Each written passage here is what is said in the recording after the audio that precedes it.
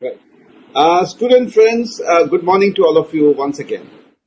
Great pleasure for all of us at the Board of Studies to bring you one more edition of this virtual revisionary classes.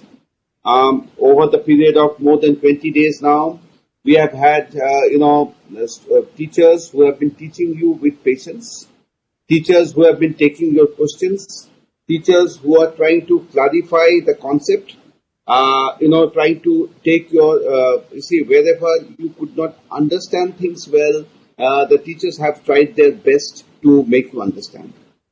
It is very important that you give your feedback, because based on your feedback, we can try to improve ourselves as we go ahead.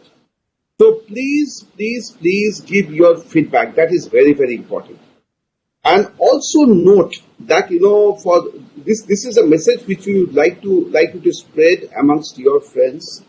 For the enrollment to the foundation course, those of us who could not really complete the class 12 exams, and who appeared for a few papers and could not complete, or the admit card was issued, we have now got a system of provisional registration up to the month of June.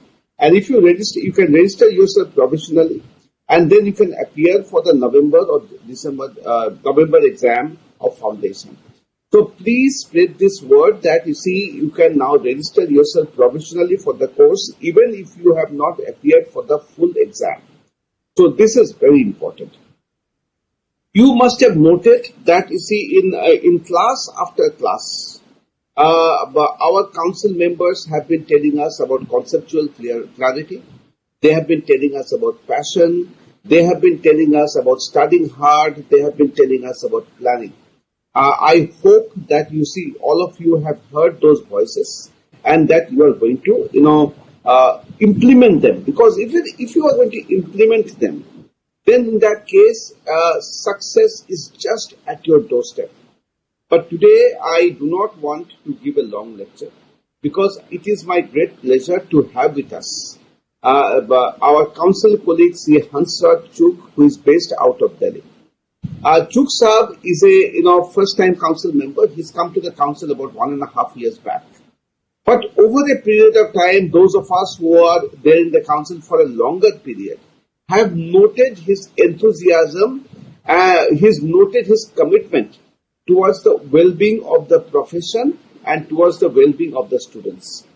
Whenever matters relating to Board of Studies or the Skill Enrichment Board has come up, Chugh Saab has participated with great deal of vigor and contributed immensely to us taking the agenda of providing the best services to the students forward. So today when Chugh Saab talks about what to do for your exams, please listen to him very carefully. At the council, we all have a very high regard for C. Hansraj Chugh. So it is, as I said, I repeat myself, it is our great pleasure to have him here with us. Chugh Saab, thank you very much. You'll usually find Chugh Saab smiling, and he is relaxed. And because of that, he is extremely friendly across the council. We also have with us the Vice Chairman, the very active Sushil Goyal, who has been with us through thick and thin in this. And may I now request Sushil to speak a few words before we request Hansraj Chugh to speak. Sushil ji, please. Thank you, Chairman. Thank you for this. And I welcome Hansraj ji, who is a well-known person in the CA fraternity. He served regional council 2 terms, secretary, vice chairman, then he is now in the central council. He is looking after the committee that is export of CA services. A big role he is playing, I can say, because export of CA services is government also want us to do. That if CA services are exported, and moreover, not only that, he is also looking after the placement of chartered accountant internationally.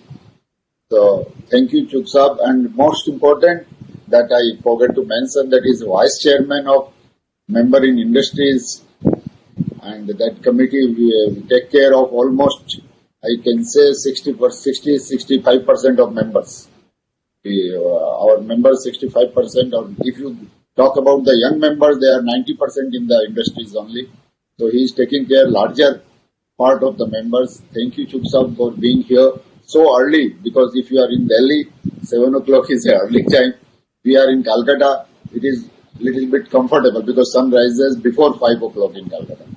So 7 o'clock is good. Thank you, Chuksa, for taking the pen, and now he will address. He is expert on indirect tax, FEMA. We heard him number of times in the certificate course and seminars. Now over to Chuksa for addressing to the student and motivating them to perform well in the exam. Thank you, Chuksa.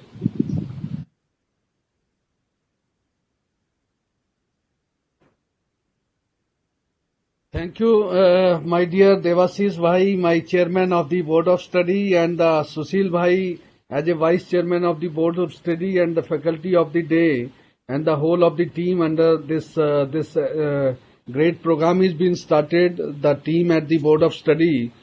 Friends, let me share some of the points to each one of you as a students. Basically, the students means something with a different kind of framework of the mind.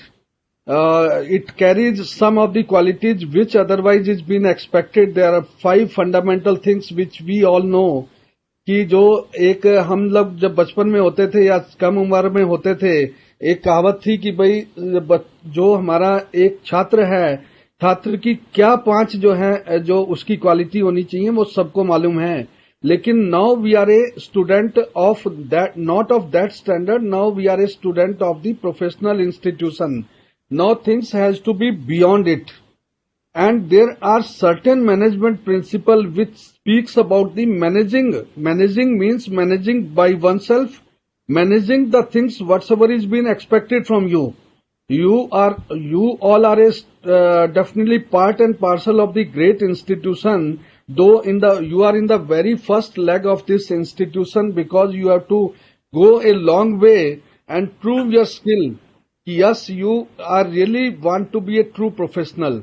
So with that understanding, whatsoever the subject it may be, or general understanding of a student from the perspective of a student, that has to be really understood with. Or I am really very glad to hear that there are already 20 days has already gone. Good things are moving with, and this is the great initiative with this board of study under the chairmanship of Devashish Mitra ji, my friend in the council, and Sushil Goyal ji as a vice chairman of the council. The new and newer things are being thought of. It is the out of the box thinking. It's a new innovative ideas because of the technology has come closer to each one of us. And this is a great advantage because we are saving so many times moving here and there. And that is the advantage we have to take. All the students has to take the advantage of these kind of classes are the understanding, yes, technology. Whether you are sitting here in Delhi, like Sushil Bhai has said, it may be difficult for me to get up at 7 or maybe little early. But I remember those days. I used to get up at 4:30, and at the around 5:30 we used to be in the library of the institute at 5:30, and 6 o'clock library used to open up, and there was a huge queue also before that. Before going to the reading room, there used to be a long queue. And whether it is the whatsoever the days it may be winter also, it may be summer also, it may be rainy also, not even a single day. Those was the story. And really been sharing with you my own perception of the life. You see, like I was a science graduate. I did my BSc. Then a friend like Devashish or friend like Sushil, they suggest I could not clear my what my thought was initially कि I must go for the IIT or some engineering college, but for one reason or the other it was not my baby, so I could not get into. So then someone suggested me, why don't you do CA? I was not heard of this. It was not been heard of even कि what is CA. So the concept whatsoever comes to my mind, it is nothing beyond a best putting into as a hard work, bringing out some concept clarity in the mind and putting all the things in a logical manner, whether it is the accounts, whether it is the taxation, whether it is the costing or any subject you talk about, It's a fundamental things has to be understood with and move further in a manner so that ultimately once you reach to the exam level, you must have something in your mind as a concept also, and little bit repetition, revision and the recapitulation whatever you have learnt of during the process of the learning time, basically to understand with nothing is difficult. And CA is more so what I have got through all through कि CA is, though everyone speaks about, it's a very difficult course and it is a well tested, it is the course which is been so many takes out कि it's a most difficult course of the world. But my understanding goes little different. My understanding goes, once you are fully prepared, you have to go for it. Once you have thought of, you have to make it. So it goes from the difficult level to the, it is coming closer and it will be going to be easy methodology. It has started coming from the difficult and it comes to the mind. It goes into the controlling mind and ultimately it starts moving with, it is a very easy course. With that kind of concept we have to understand with whatsoever the subject it may be. Basically to understand with, it's a, there are certain management principles by which life goes on. Whatsoever the purpose or the objective you want to achieve with, that has also to be achieved with. Like there is a management maxim like management by exception. What is that? It is the things which is beyond your control. How to bring out in your control, you have to put extra. You have to bring extra. Like I am here today at 7 o'clock in front of each one of you. It was not my need. It is my need is being felt with. Yes, I had to give back to the profession. And my friend Devasis bhai and Sushil bhai, मतलब जो है, they advised me or they requested me कि why don't you address the students whosoever is pursuing their final exam and they are in a position कि now they have to write their exam. So now one has to understand with exam is not only in the month of the July and that's starting with 29th. Now you have to think about कि exam is tomorrow only. With that kind of concept, the revision mechanism, first is the first stage, then it goes the second level, then it goes the third level, then it goes the ultimate writing the exam. It's a course of that nature where the concept clarity has to be there at a very first stage. The knowledge whatsoever is being expected from you, the skill set whatsoever is being expected from you, that has to be taken forward because there is a skill assessment. Skill assessment may be by different methodology, whether it is the knowledge, whether it is the comprehension by which one has to understand the subjects, the application of the particular mindset for the particular subject, then analytical skill also, evaluation also. There are certain methodology by board of study they expect to go with, and there are certain parameters to it. One has to understand with, without hard work, nothing will move.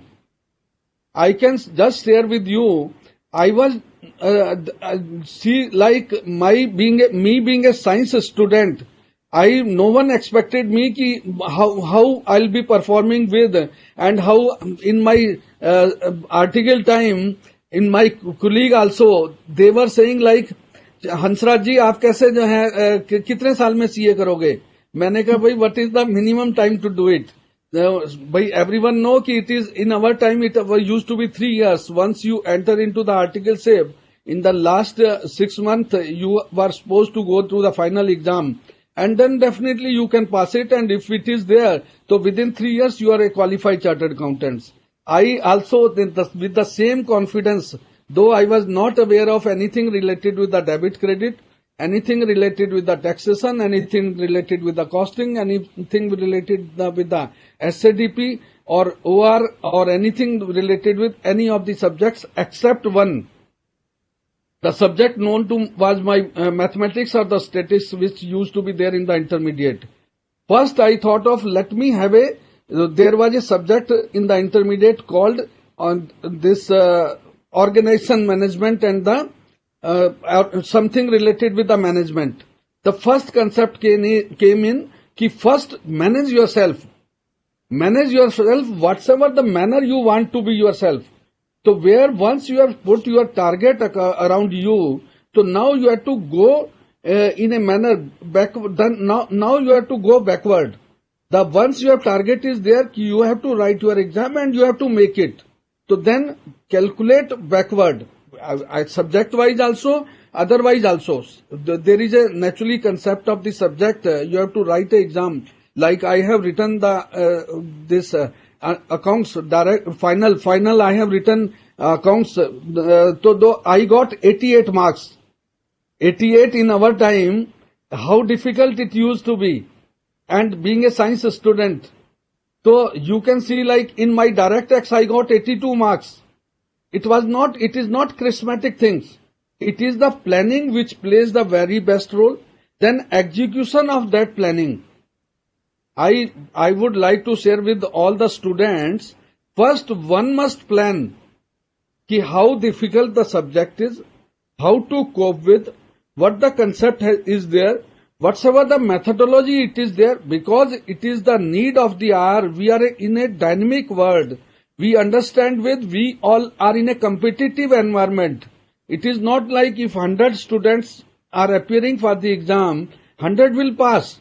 Because there is a parameter, there is a benchmarking to it. It's only few will pass. If you want to place yourself in the very few, so then you have to be different from so many.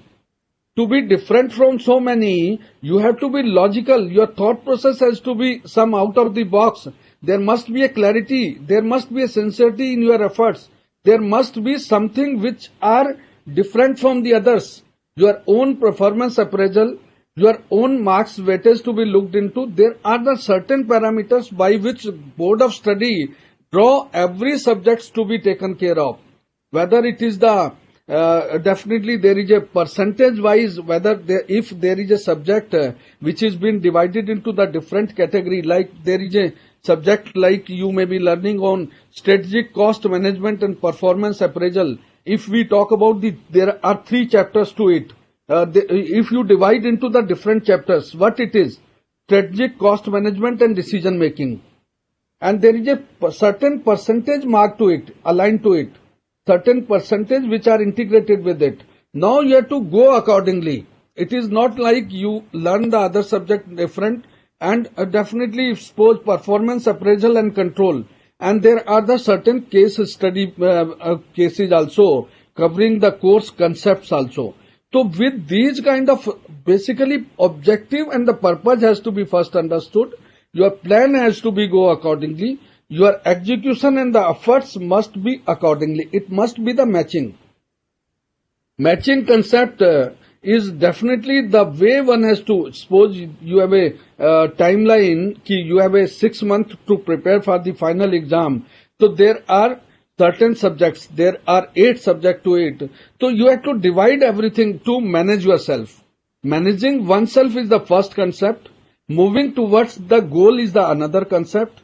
The performance appraisal is the appraising oneself is the different is the another concept. Like one has to analyze the SWOT through your strength also, your weaknesses also, your other opportunities also, and the challenges also around you. So with that concept and by application of some kind of management principle, one paves the way and one achieves the success also. It's a story like the starting point. If you are strong enough, if your mind is strong and you bring best of the intellects into it, best of the brain into it, and the zeal to achieve the targets, so then you follow a process. Process is being taken care of by the state of the art technology. It is not the technology we are talking about. It is the process, like you start in the early, go for some kind of building your energy, and definitely move towards the achieving the targets. You put some efforts on your study, and ultimately you will get the confidence also, and the confidence building will ultimately bring out the best of the results also. The process involved is, then naturally if you are not fully prepared and you don't know the way one has to move with, then the result will be accordingly. If you know if you are fully prepared, and you know the way how to move with, and definitely the result will be very positive.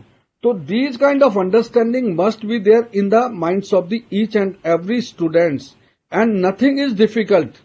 Neither the CA passing is difficult, nor any of the subject is difficult. There are the speakers available with us, there are the faculty available with us, there are the guide available with us. Board of Study is always proactive in the benefit and for the welfare of the each and every student. That has to be understood with. Sometimes we feel like institute does not do anything. It is not the case. Mind it, कि institute and more particularly for the welfare of the students, Board of Study is always more particular, thinking out in a different methodology out of the thought process. That is why this program is being brought into by our Board of Study under the able leadership of Devasis Mitra ji and Sushil Goyal ji. That is the word from my side, and definitely I am with each one of you wherever you feel like where I can be of any guidance or I can be of any kind of use to you. I am just a call away. You can mail me down whenever you feel like where you have any kind of help required. So I really appreciate the efforts of our team at the Board of Study to bringing out so many good things during the lockdown period even. So that is the for the advantage of the more particularly the students of the final also, for the intermediate also.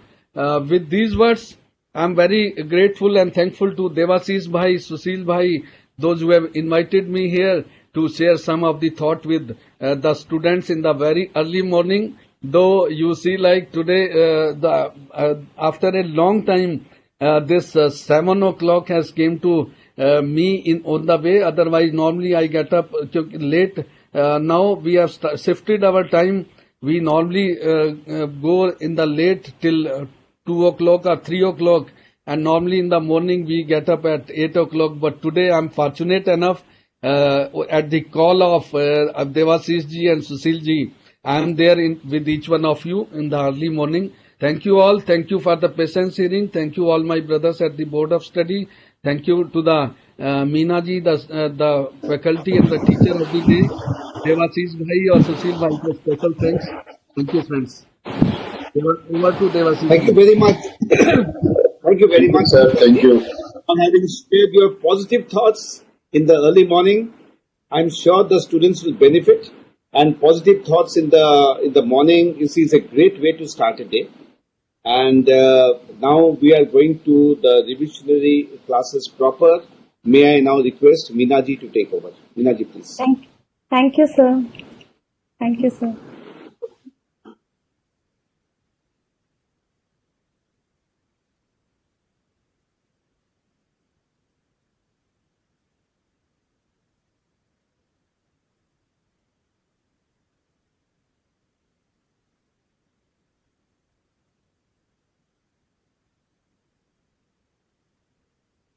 Hello, good morning, friends. So far what we have studied about modern business environment, and I'll say that the previous chapter, second chapter, is linked with this third chapter. Third chapter is lean system and innovation, right? So your second chapter is related to this third chapter. Okay, and what we have studied so far is that customer is our priority, right? Customer is our priority.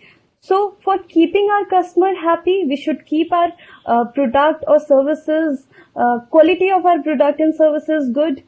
But what philosophies are given by W. Edward Deming, he said that most of the problem in business organization arises from a poor system, from a poor processing system.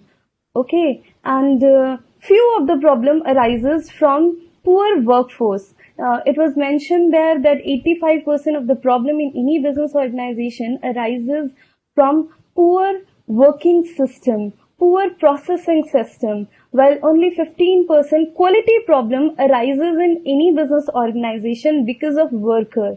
So before improving our worker, we should focus on improving the system of business organization. We should focus on improving the process of business organization. So this is how this chapter, third chapter, is related to your second chapter. So what topic we are covering in this chapter? What is lean production system? What is just-in-time, Kaizen, and 5S methodology, Six Sigma, process innovation, business process re-engineering. So let us first cover the topic, what is lean production? Okay, so there was deficiency that most of the problem in business organization arises from poor processing system. So lean system is a method, it is based on a method of reducing the waste, improving the process of business organization, reducing the waste, and without sacrificing the productivity, right? So lean system is nothing but it's a process of improving the business organization without sacrificing the productivity, without sacrificing the quality of the product, and reducing the waste out of the business organization. We have studied in chapter 1 that in value chain analysis there are two types of activities. One is value added activities and another is non-value added activities. Non-value added activities is nothing but waste for an organization, and we should try to eliminate them. We should try to eliminate all the non-value added activities out of the business organization. Now they are talking about that we should try to remove the wastage out of the business organization. Lean system is an organizing method. It's a method. It is an organizing method. Why an organizing method? Because most of the problem in business organization arises from poor processing system, from poor system. 85% problem in business organization arises from poor system. So we need an organized method for our business organization, right? So lean system is nothing but it's an organized method for removal of waste, in which we remove the waste. What is waste? We are going to discuss it in next topic. We will eliminate the waste without sacrificing the productivity, the quality of final product in manufacturing system. So this is the lean production system. So lean is to deliver value to your customer. You are delivering value to your customer. You are eliminating the waste, and it's a continuous improvement process in your business organization. Now, what are the waste? Waste is any step or action in a process that is not required to complete a process, right? Waste is any step, any action while doing your business process, any kind of action which is not required for performing that process. It is just a waste, and we call it non-value added activity, right? We have already discussed in value chain that we should try to find the value added, we should try to find the non-value added activities in our value chain, right? And we should try to eliminate all those non-value added activities. So here we can find that non-value added is nothing but waste for an organization, and we should try to avoid this waste from the business organization.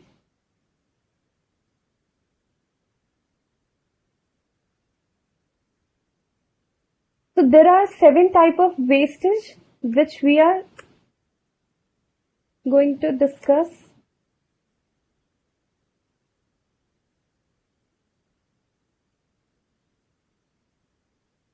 There are 7 types of wastage. First type of waste is overproduction. We should try to avoid producing finished good in excess quantity, right? We should not produce the product in excess quantity. Okay, and second is inventory. Having more inventory than is minimum required at any point in the process, right? We don't require more inventory. We don't need more inventory. More inventory means we don't need more raw material for business organization. Keep the raw material limited in your business organization. Why? Because if there is any defect in your raw material, that defect will come ultimately to your finished product. So we should try to keep the waste, we should try to keep our raw material fresh. So if the quality of raw material will be fresh, you will get a good finished good. Quality of your finished good will be good. So we should try to avoid the overstocking of inventory. We should try to keep the inventory as less as possible. Next is motion.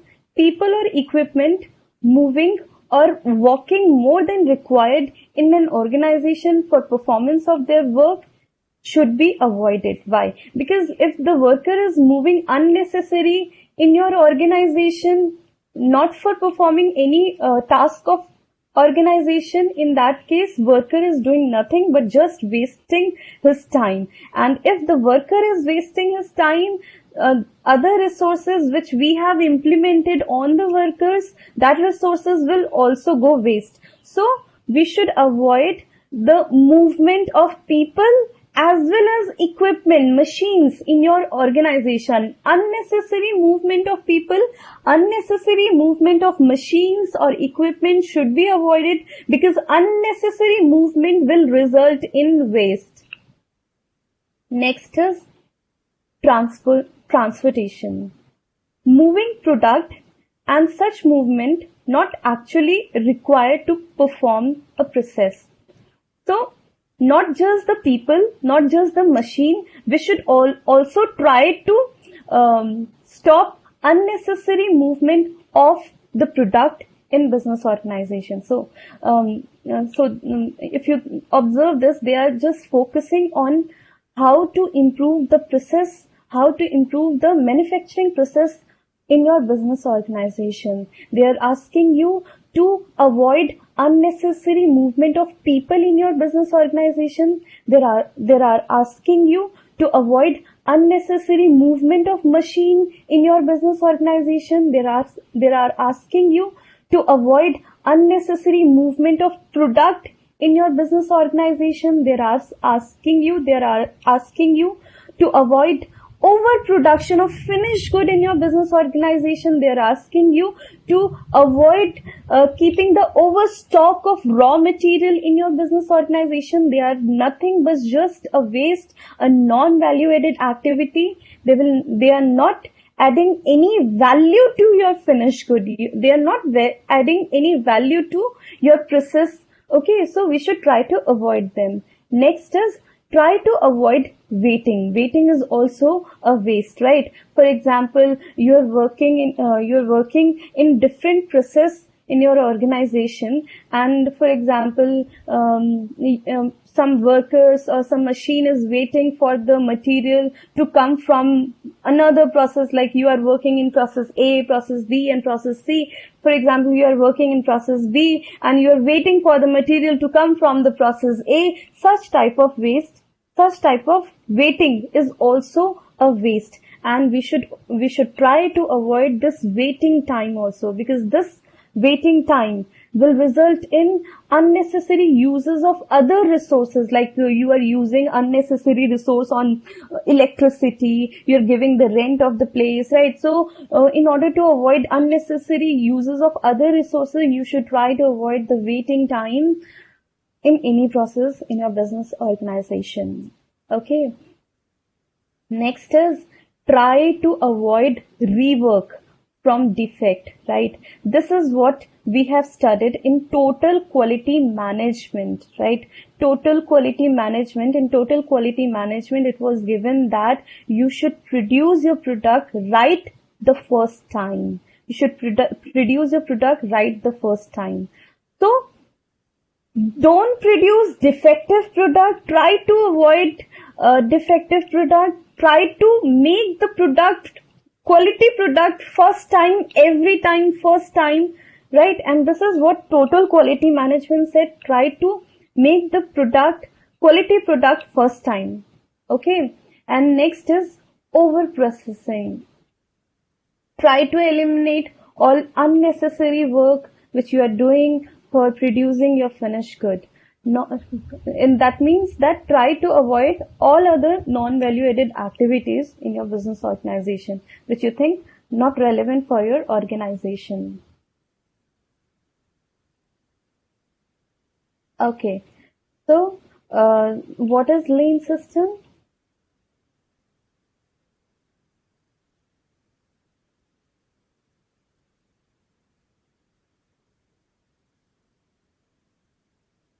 Lean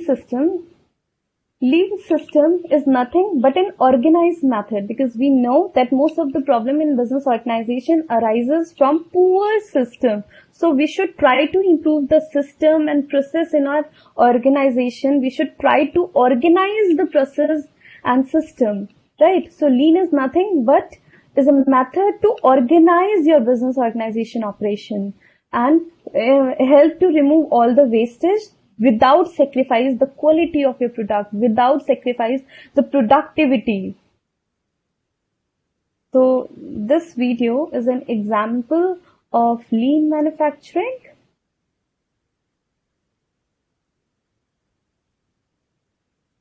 Please watch this video.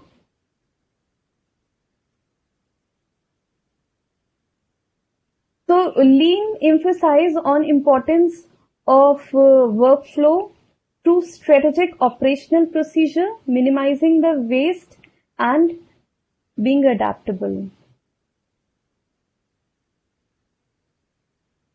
I want you to please watch this video, because in this video they are trying to explain you what is a lean system.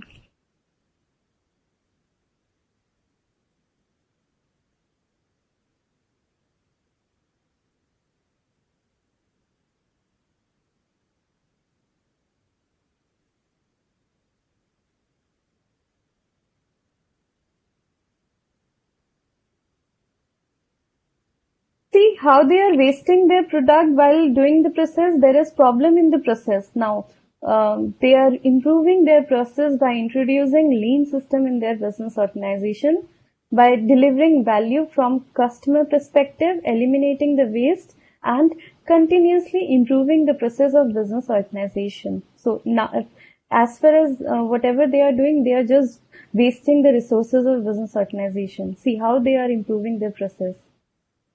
Okay, by pull processing method. What is pull processing method? We will discuss it in later on, but let's see what is pull processing in this process, in this video. Okay, they are producing the good when there is requirement and they are following one piece flow.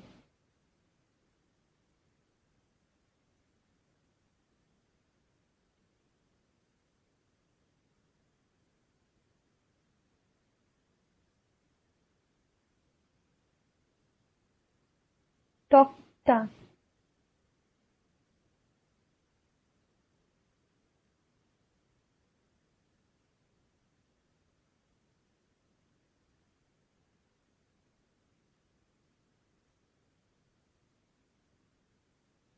So they are trying to produce zero defective product. Zero defective means they want to produce quality product in your business organization.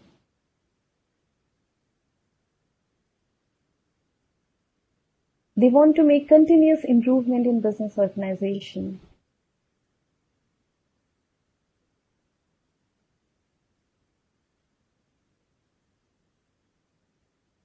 So this is lean system in your business organization. Improving the process of business organization is lean system.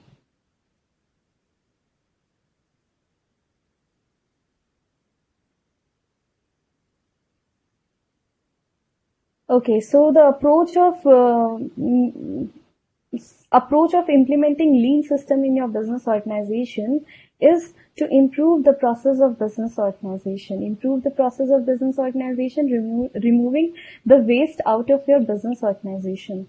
So let us discuss what is lean production.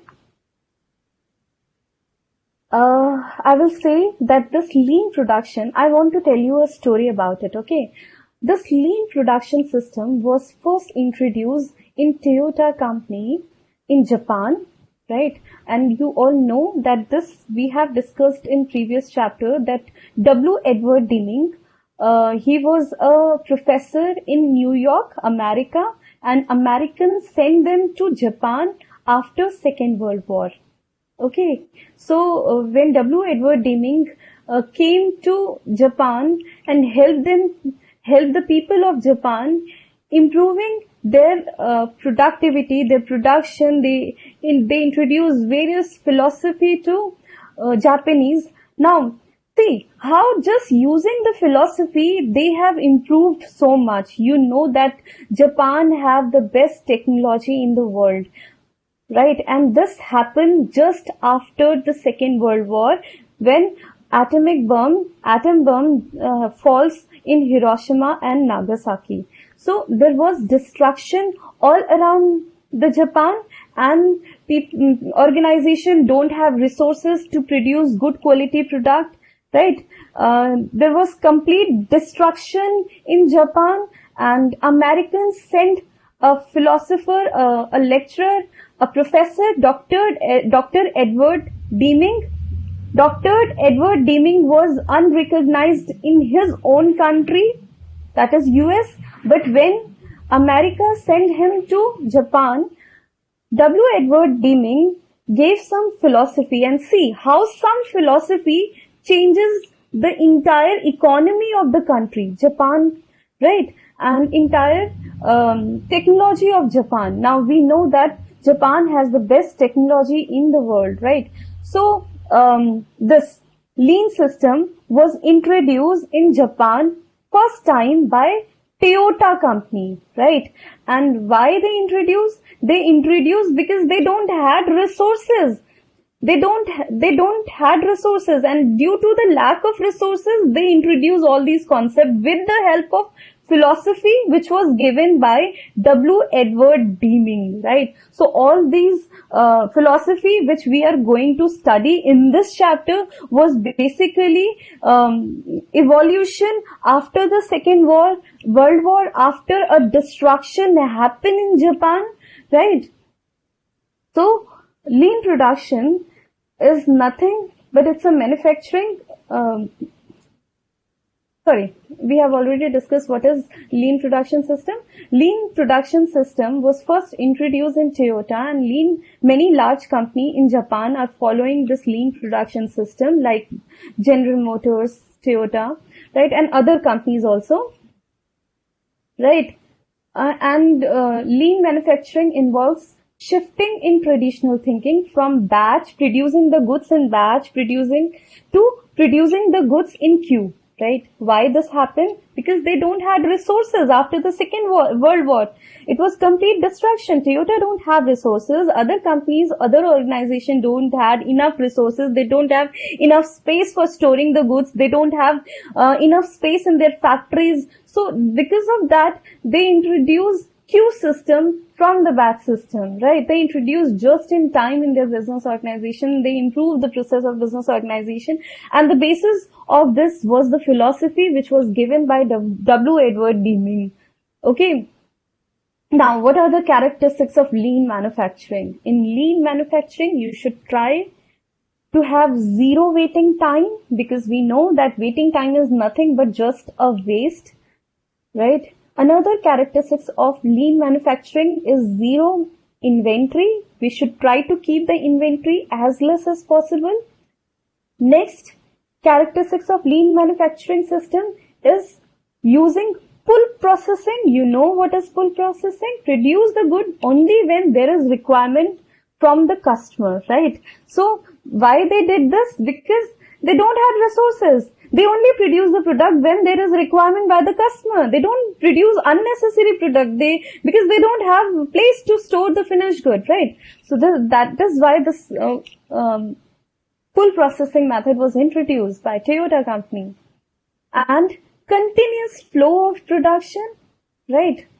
Continuous finding the way of reducing process time. They continuously try to find how to reduce the waste in business organization. There are different type of wastage. There are different type of non-value added activities in business organization, and they continuously try to find out how to reduce they continuously try to find out how to reduce the wastage in your business organization,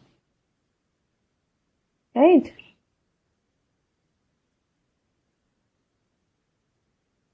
So first philosophy which was given was just in time. Just in time was first introduced by Toyota company, right? Remember, it was first introduced by Toyota company, and we also called it as Toyota production system. So many philosophy which we are going to study in this chapter was first introduced by Toyota company. You know that Toyota is market leader in automobile industry in world, right? So just in time is about reducing inventory waste to minimizing stock holding, right?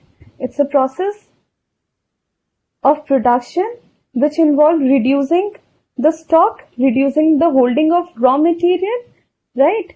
And just in time stock control, not just reducing the holding of raw material, but also how to control the stock.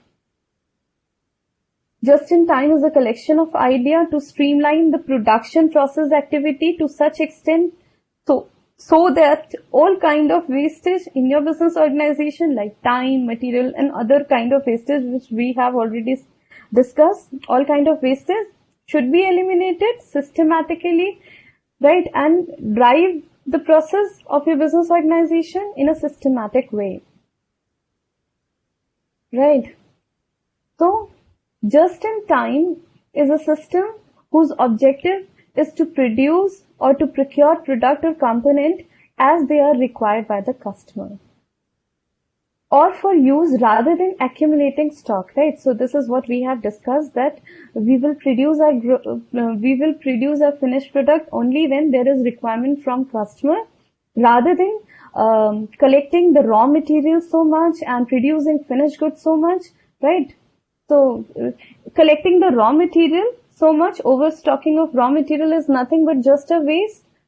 Overproduction of finished good is nothing but just a waste. So we should try to avoid them completely, right? We should avoid to eliminate them completely, and this was introduced in just in time, right? Just in time is a pull processing system.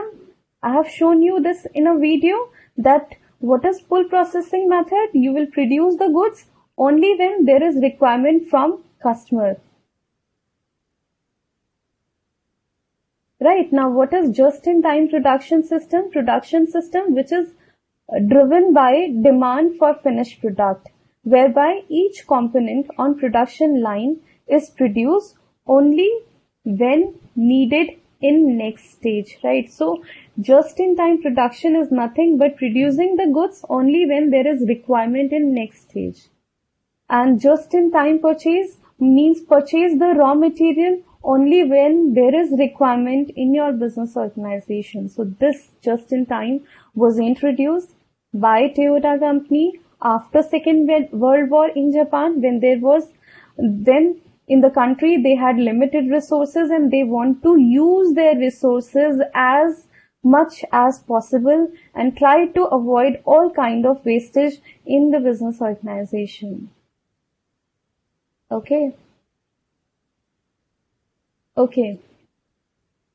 What are the problem before application of just-in-time? Long setup time for production, lack of proper coordination of machine, right?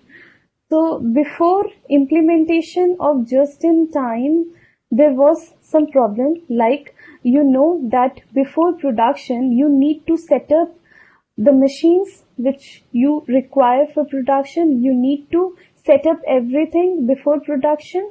So this was the problem.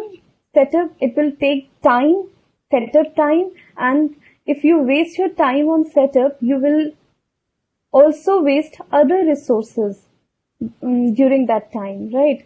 So we should try to eliminate the waste because it's a part of lean system, and lack of proper coordination for machine, because we know that just-in-time system is nothing but to systemize the process of business organization. So if there is lack in coordination between the machines. So we should try to make it proper, to systemize it, right? So before just in time, these two are the problem. By the way, there were many problems before just in time. There are few problems. These are some few problems which we have discussed, right? There are two ways to resolve these problems. First, first is Kanban system, also known as pull system, and second is grouping of machine, which is also known as working cells. Right? So now, what is Kanban system? What is pull system? Right? Pull system, we have already watched a video in which I have showed you that what is pull system, producing the goods whenever there is requirement. Now, what is the pull system here, Kanban system here? Produce the goods only when there is requirement from customer. For example, customer makes some demand, right?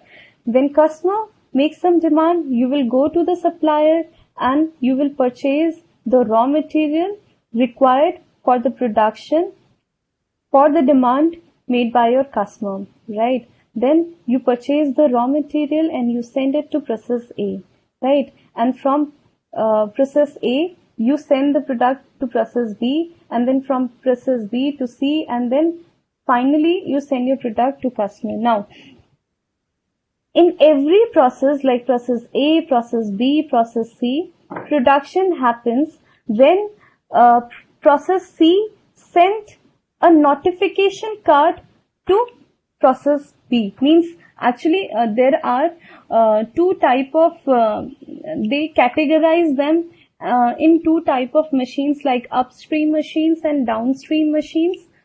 For example, for process B, process A is upstream machine.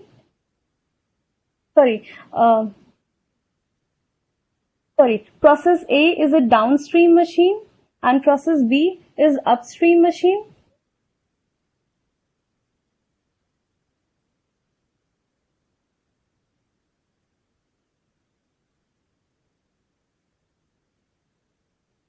Pardon me, in this process, like in process B, process A is upstream machine and process B is downstream machine. Process B will send a notification to process A that they require these components, like they require whatever raw material or component from process A. So they will send a notification to process A, and accordingly process A will send its product to process B.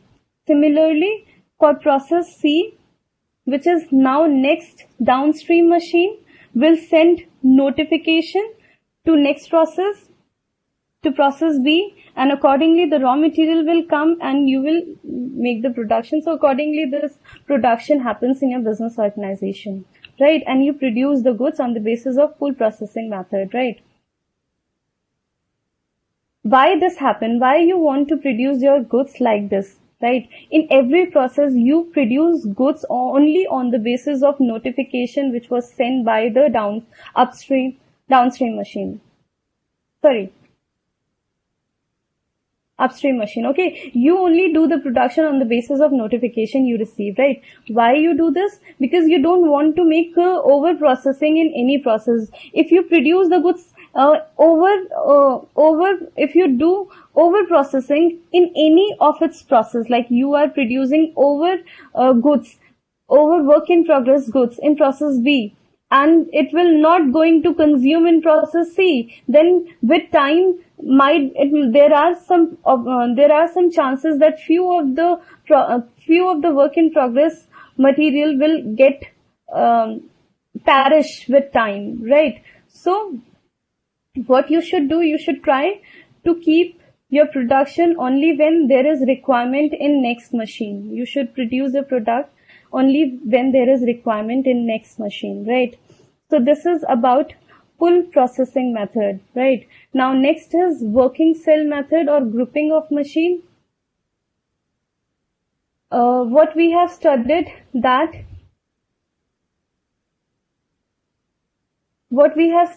we do production, what we have studied that we should try to avoid unnecessary movement of people in organization, right? We should try to avoid unnecessary movement of people in organization.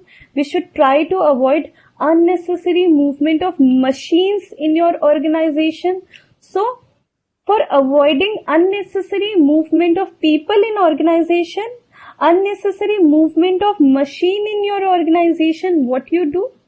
You group them, right? And assign a person to perform all the activities, right? I have an example and we can understand this with the help of a video, right? It's an example. See, we can apply the pull processing method and working cell together, right? So it's an example how pull processing system and how working cell method work actually in any business organization. Then we will understand it again what we have written in our PPT, right? But first let us see this video, how this video explain you the concept, right? Let us see.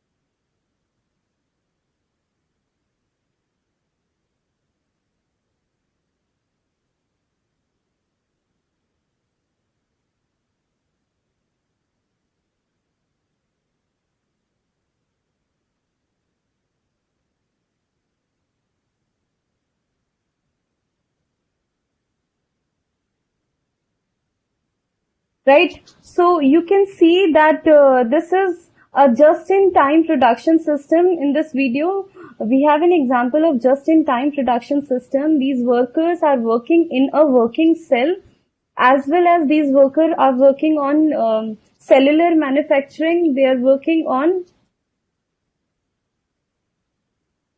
pull processing method.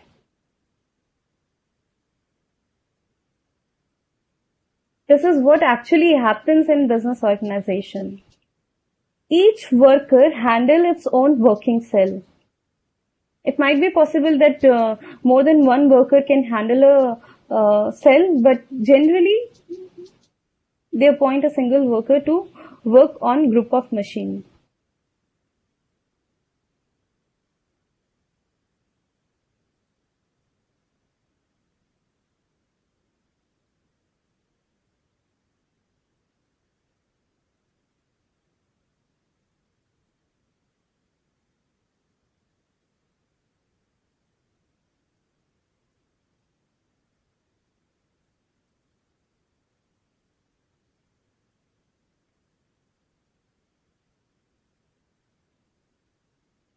Right. So in business organization, there are multiple working cells which are working together in cellular manufacturing. With this, you can see it's the working cell where a worker is working.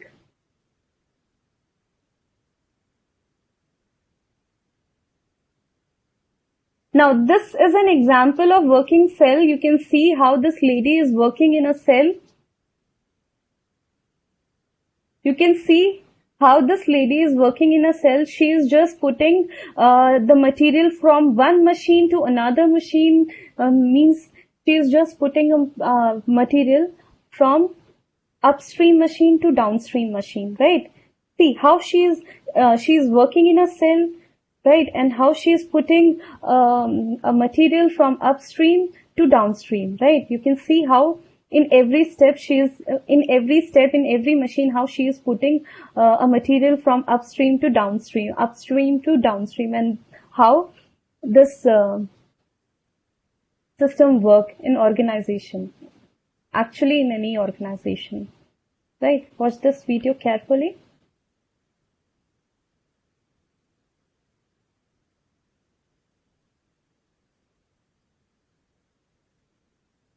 Right, she put the raw material in the machine, and then another material of output of another machine to next downstream machine, then again from upstream to downstream machine. She is doing this in a working cell, and see how it help in reducing the waste, unnecessary movement of employees not moving unnecessary in organization. She is not moving the machines unnecessary in organization, right? She is not moving unnecessary machine in organization. She is not herself moving unnecessary in organization. This is how she is avoiding unnecessary movement in organization, right? She is avoiding unnecessary movement in organization. Working cell work in U shape. Why in U shape? Because it helps you to reduce the waste. And another, I want you to watch this video also, because it will also help me to explain some concept. In lean system, they want to produce the goods with zero defect, right? How zero defect can be achieved? Defect, it's a defect.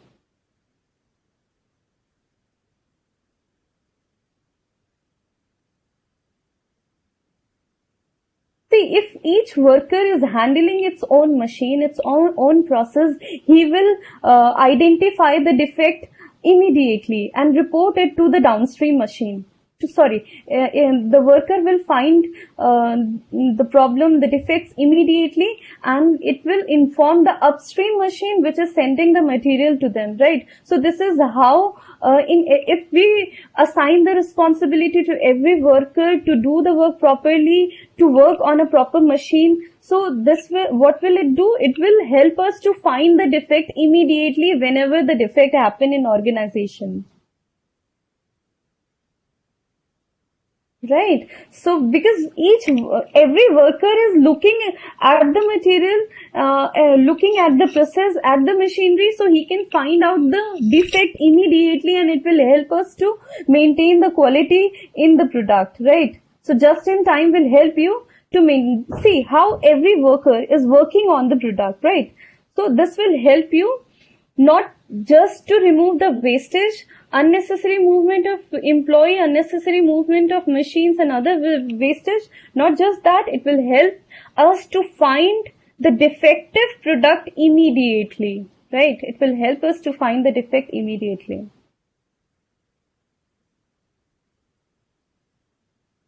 See, this is another example of a working cell, but in this working cell,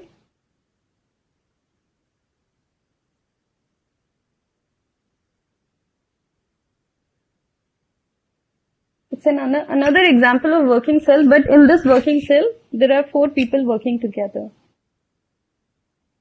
Right. This can happen when they need some expert for some specific machine.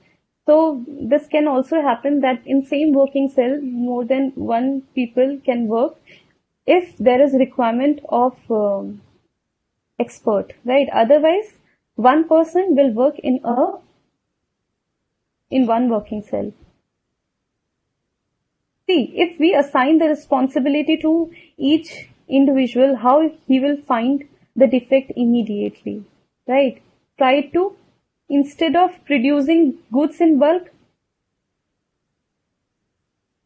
try to produce the product in 1 piece flow, 1 by 1. If you produce the goods 1 by 1, you will find the defect immediately, and it will help you to remove the defects.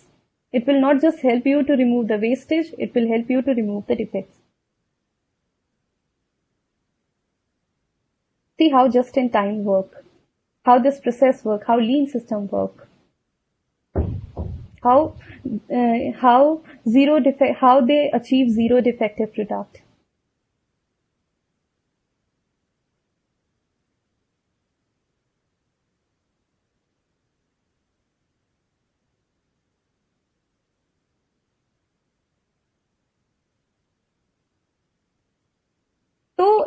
customer satisfaction will increase, your service will improve, and stress will reduce in your organization, and you focus on continuous improvement in your organization.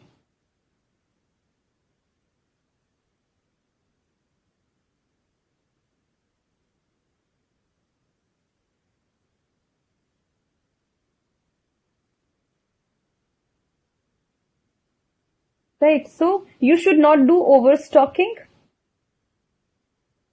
Instead of overstocking, buy the material whenever there is requirement in organization. Whenever there is requirement of raw material in organization.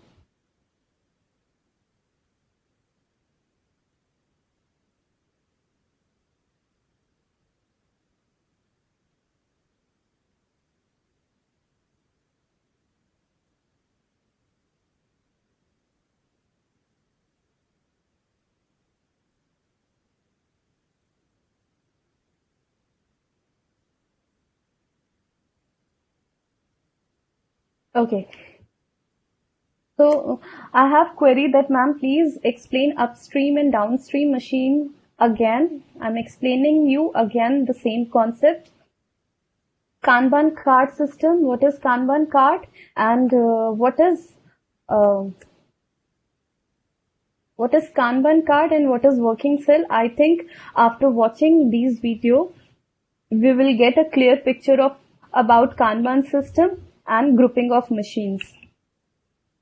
So what is Kanban card system? Kanban card involves notification card that downstream machine sends to each machine that feed it part, right? So downstream machine, suppose, let us suppose I'm giving you example. Suppose machine B is producing the goods. So machine B require material.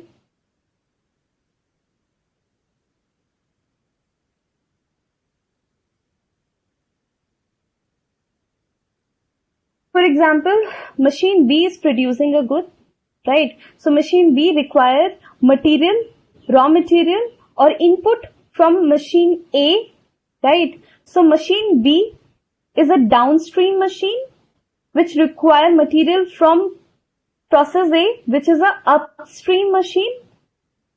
Downstream machine will send a notification to upstream machine that they require these components, right? And on the basis of that notification, process A, that is upstream machine, will send its product to downstream machine. Similarly, process B and process C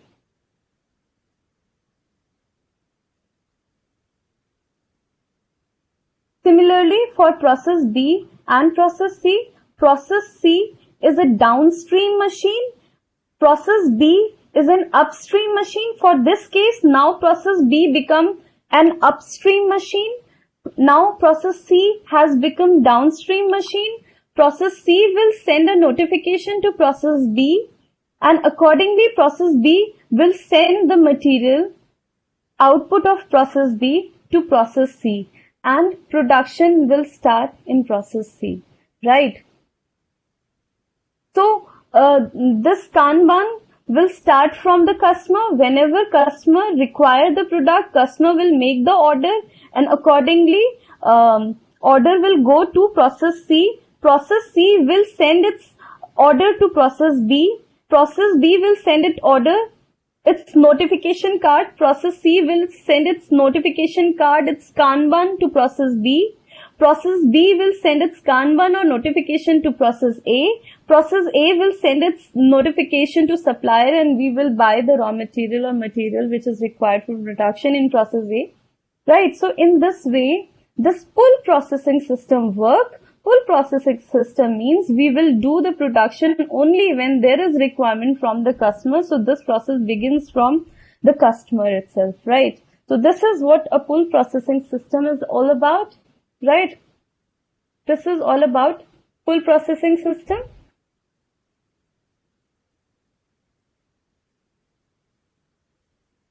Now, working cell. In business organization, I have shown you the video how the entire organization work in different working cells, right? You should group your machines, right? You should group your machine and appoint some person to work on that group machine, right? And it will help you to reduce the wastage, not just wastage, but it will help you to find out the defect immediately and help you to achieve zero defective product, right? And by using this method, there is no way that work in progress will build. And if there is no work in progress, there is no wastage, right? See, if work in progress will build in any process, if work in progress build in any process, what will happen? That work in progress material will perish with time. And if any material, any input will perish, its next output will also get defect, right? Get some defect. So, because we are trying to achieve zero defect, we are trying to get quality products, so we will try to get the best input, the best raw material. If we get the best raw material, if we get the best input, we will produce the best output, right?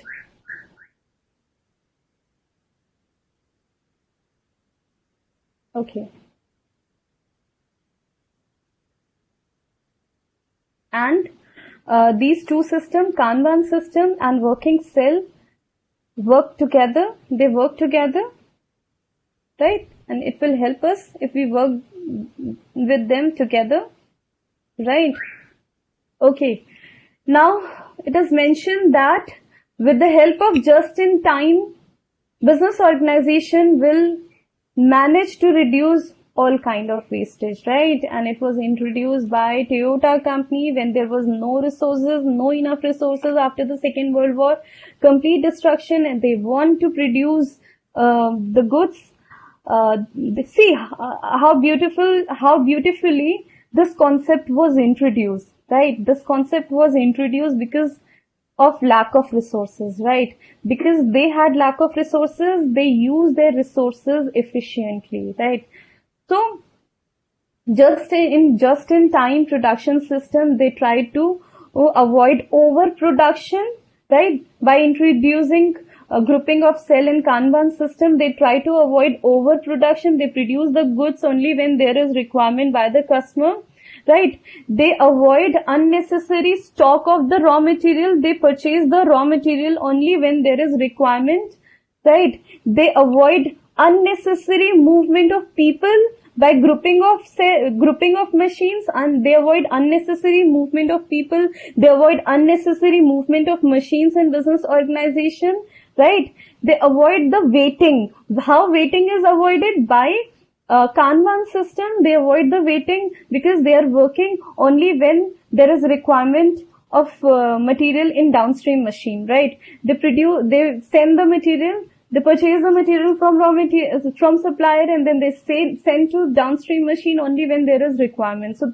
how beautifully it works. Now, when there is requirement from the customer, they will send the notification to the machine. Then again, the downstream machine will send the notification to upstream machine. Then again, that downstream machine will send the notification to upstream machine, and then that machine will send to the supplier that we need all these raw materials. So how this works, right? And it will help you to avoid waiting time. No process you need to wait for the material. You just send the notification, you get the material, right?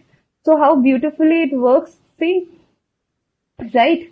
And next is through this method, through adoption of just-in-time, rework defective product has completely eliminated, because every employee is working on specific group of machine, and since he is working on specific group of machine, any defect identified immediately and he tried to remove that defect. Suppose any of the product, if suppose any of the defect identified, he removed that defects, right?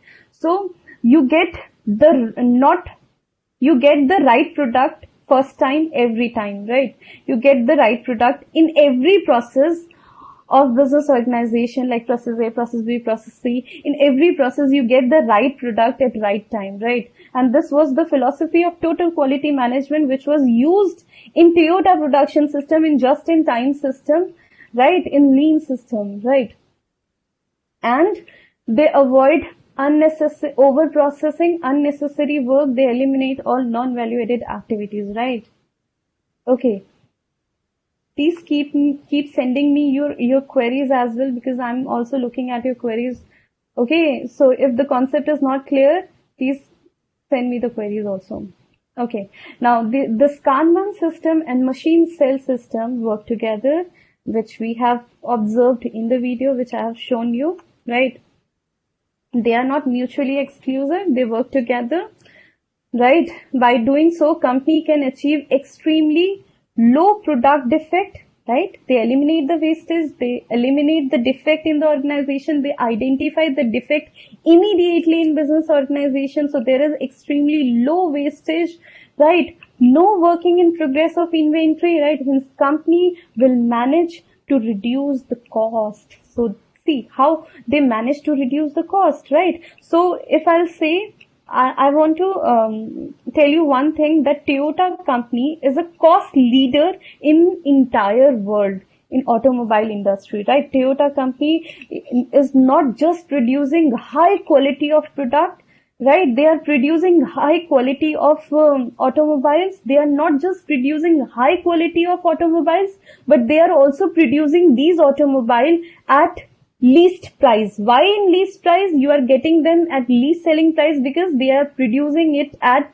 low cost. And how they are producing it at low cost? Because they are avoiding all kind of wastage. If they are avoiding wastage, they are avoiding the defects, they will manage to save their resources. And if they manage to save their resources, it will help them to reduce the cost of business organization, cost of producing the finished good, right? And if you manage to save the cost, right, and not just they are focusing on saving the cost. They are not just focusing on saving the cost. They're also working to achieve highest quality of goods with zero defect, right? So customer is getting best quality of product at least price, right? And this is all about cost leadership, achieving cost leadership, right? And this is what I have explained you in chapter 1, that if you want to be a cost leader, don't just try to be a cost leader. For reducing the cost of your product, for reducing the selling price of your product, don't compensate the quality, right? Don't compensate the quality, right? Quality should be first, right? And this is what we have studied in chapter 2, that it's quality, it's poor quality which is expensive. If you are producing a good quality product, producing a good quality product is not expensive, right? And we can see this with the help of the example of just in time. Producing a good quality product is not expensive. We are not just producing a good quality product to just in time through Toyota production system. We are not just producing good quality of product. We are also manage to reduce the cost also, right?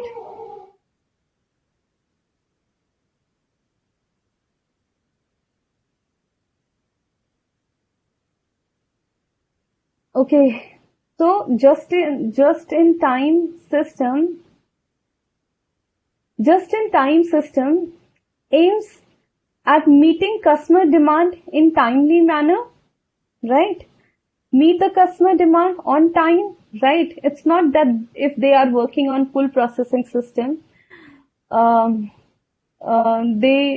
delay the production, they delay the delivery of material to customer. It's not like that.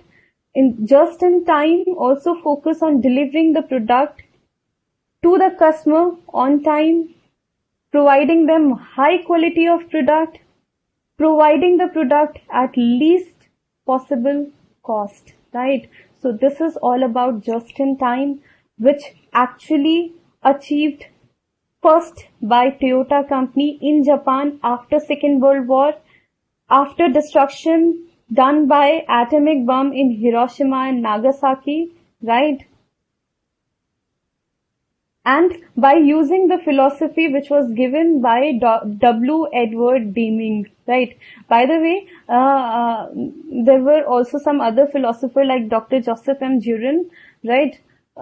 Whose philosophy was used, but in this chapter, in this topic in your book, only the philosophies of W. Edward Deming is discussed for this topic, so I'm covering that, right? Okay.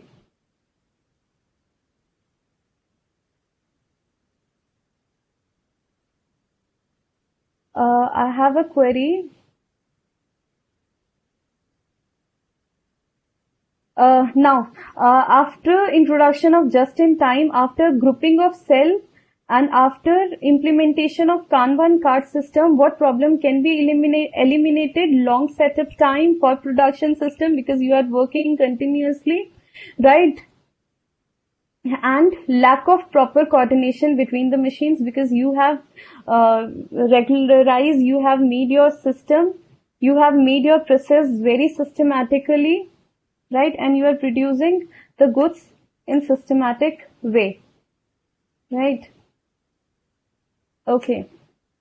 Now next is backflushing in a just-in-time system. Now see, you are purchasing raw material only when there is requirement. So the material are purchased in small quantity. So maintaining the record of material is not easy task, right? Because you are, every time your customer is demanding the product, you are buying the raw material. Every time your customer is demanding the product and you are buying the raw material, and you are buying the material in small quantity, right?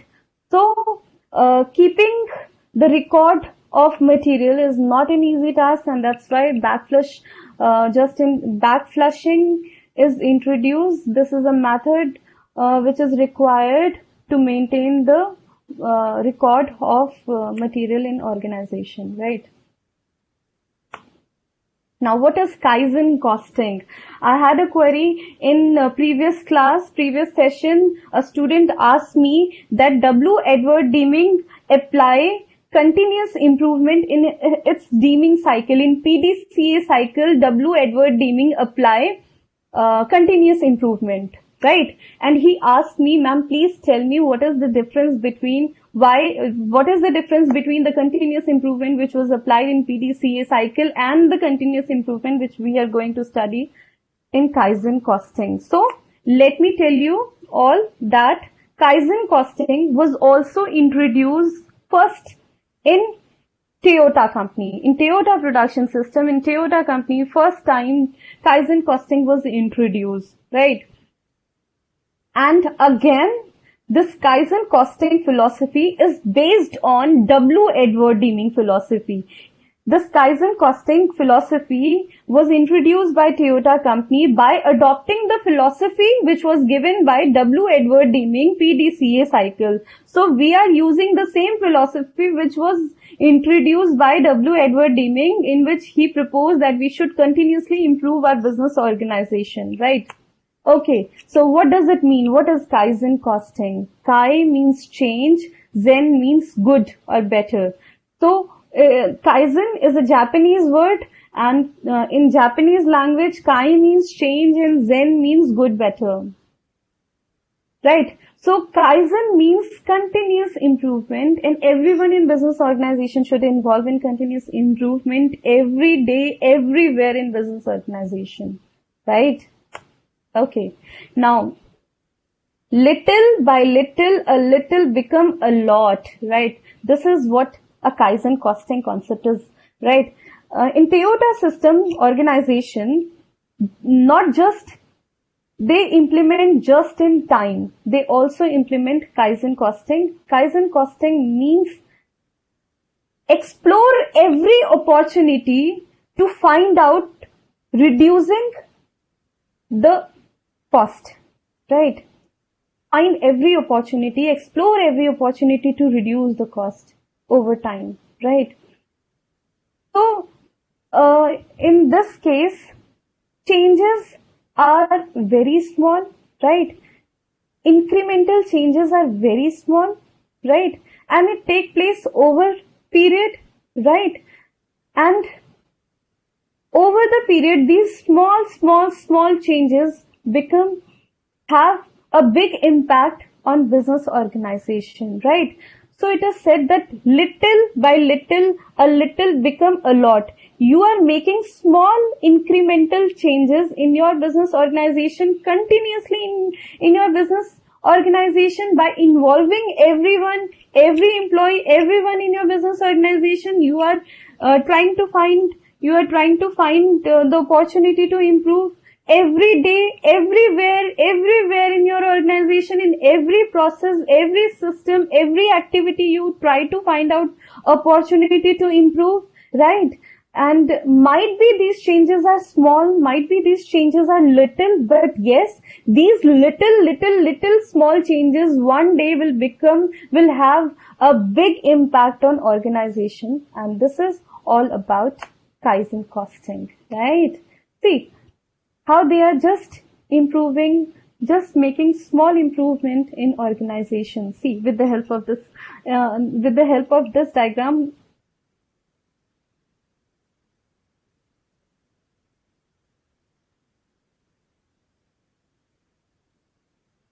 Okay, see, I have a diagram, I have an image. One of the employees complaining that the table is too high. Another employee is complaining that no, this is okay, right? And in this way, it might be possibility that conflict occurs and maybe it will result in some kind of losses in organization. Now, this is a small incremental change. You did nothing, table is same, people are working on the table, but for the employee, those who have short height, you introduce footstool for them, right? This is nothing but just a small change in organization, and such small changes will give a big impact in your organization, right?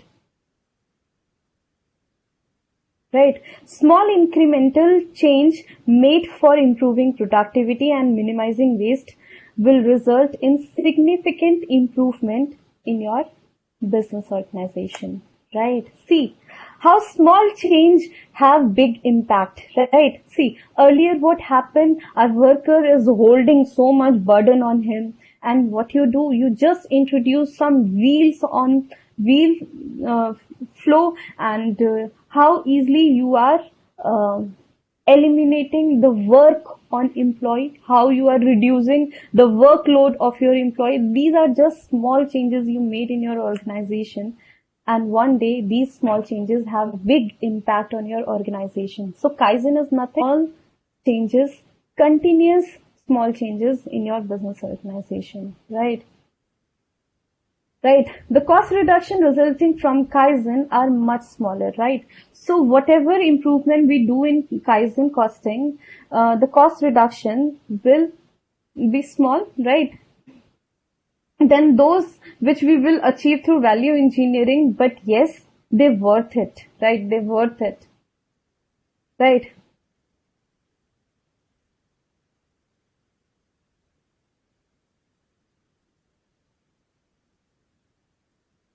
Okay.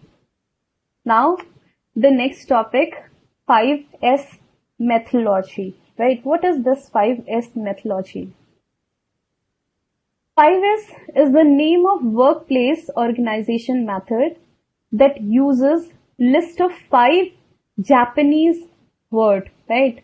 This 5S methodology was also introduced in Japan, and this 5S methodology consists of 5 Japanese word.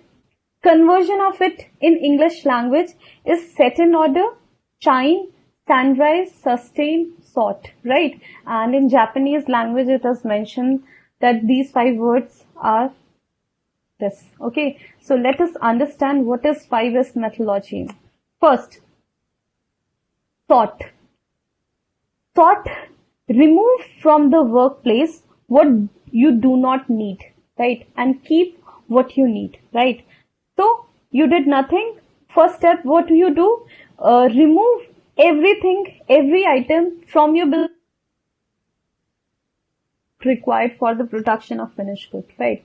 Any material, any machine, any equipment, any component which is not required for producing the finished good, you should try to remove from the business organization. Then whatever required in your business organization, set them in order. Give everything a place, right? For example, in your own house, you should know that where is your book, where is your clothes, where is your shoes, right? You give place for every object. You know that where you keep your books, you know where you keep your clothes, you know where you keep your shoes, you know where you keep your other equipment. So give place for everything, right? For any object in your business organization. The second step is to set in order. Give place for everything. Now the next is shine. Clean the workplace, right? Keep your workplace clean, right? On daily basis, right? And set cleaning frequency, that how frequently you should clean your place, right? So third step is shine. Shine, simply shine without any excuse. Next is standardize. Standardize the best practice in work area, right? Make standard for your business organization and to maintain your workplace, right? Give a standard for your business organization. And next step is sustain. Whatever you have implemented your organization, sustain it, right? So this is what 5S methodology and how this works. See, with the help of this image, how 5S methodology works, right? What he did, he removed all the unnecessary items. Before 5S methodology, what was our condition? This. Before 5S methodology. See how untidy our workplaces, right? How difficult to find out the object which is required for the production. And if your workplace is unmanageable, untidy, and it is difficult for you to remove the product or material which is required for the production, it will again result in waste, because you waste your time to find out the product. It will result in waste, right? So before 5S methodology, your workplace look like this, and after implementation of 5S methodology, your workplace will look like this, right? You know the place of every object. This worker knows the place of every object, every component. Whenever any component required, he knows that yes, this component is placed here, and he just remove the product or material or whatever is required and give it, right? So in this way, this 5S methodology will help in improve the efficiency of business organization and every process in business organization, right? Okay. So the theory behind 5S methodology is here. Dirty, cluttered or damaged surface attract eyes, which spend a fraction of time to find out the item, right? To try to pull out the important information, right?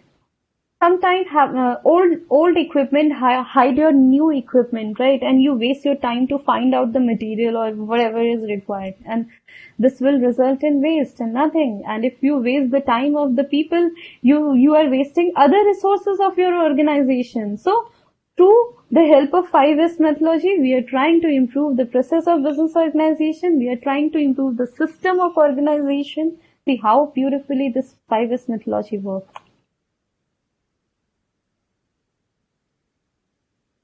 Okay, so the next topic is Toyota production system. So the next topic is total productive maintenance. The next topic is total productive maintenance, right? Next topic I'm going to teach you is about total productive maintenance, right?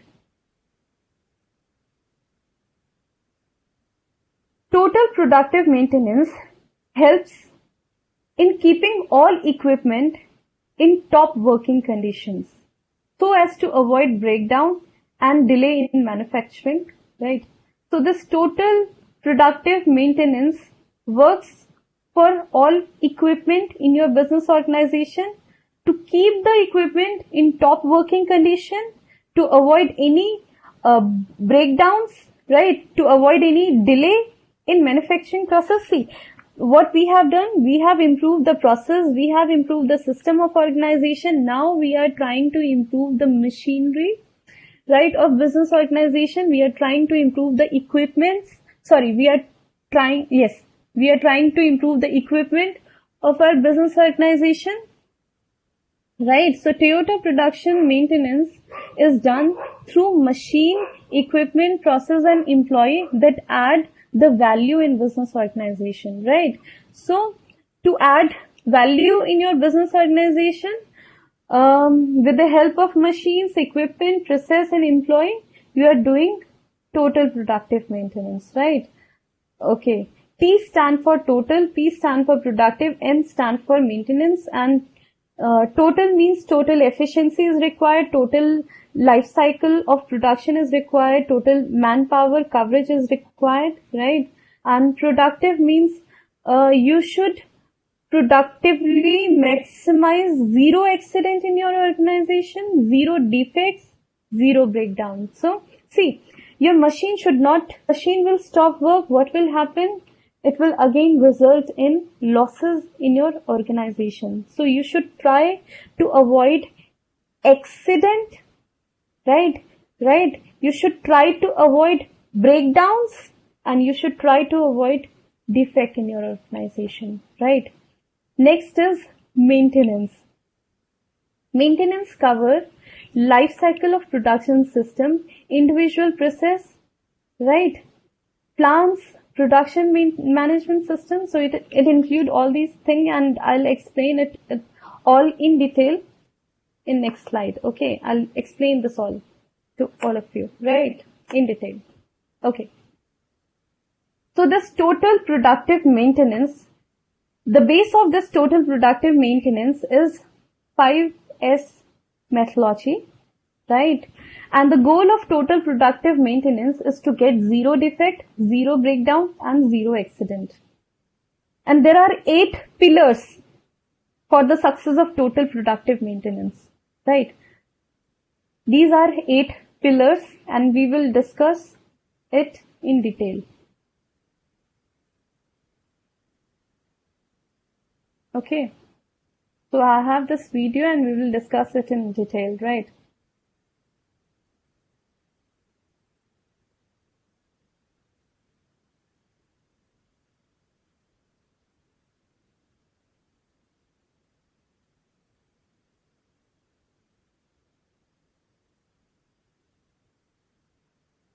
Okay, so let us understand the 8 pillar of total productive maintenance. The 8 pillar of total productive maintenance. Let us understand it, right?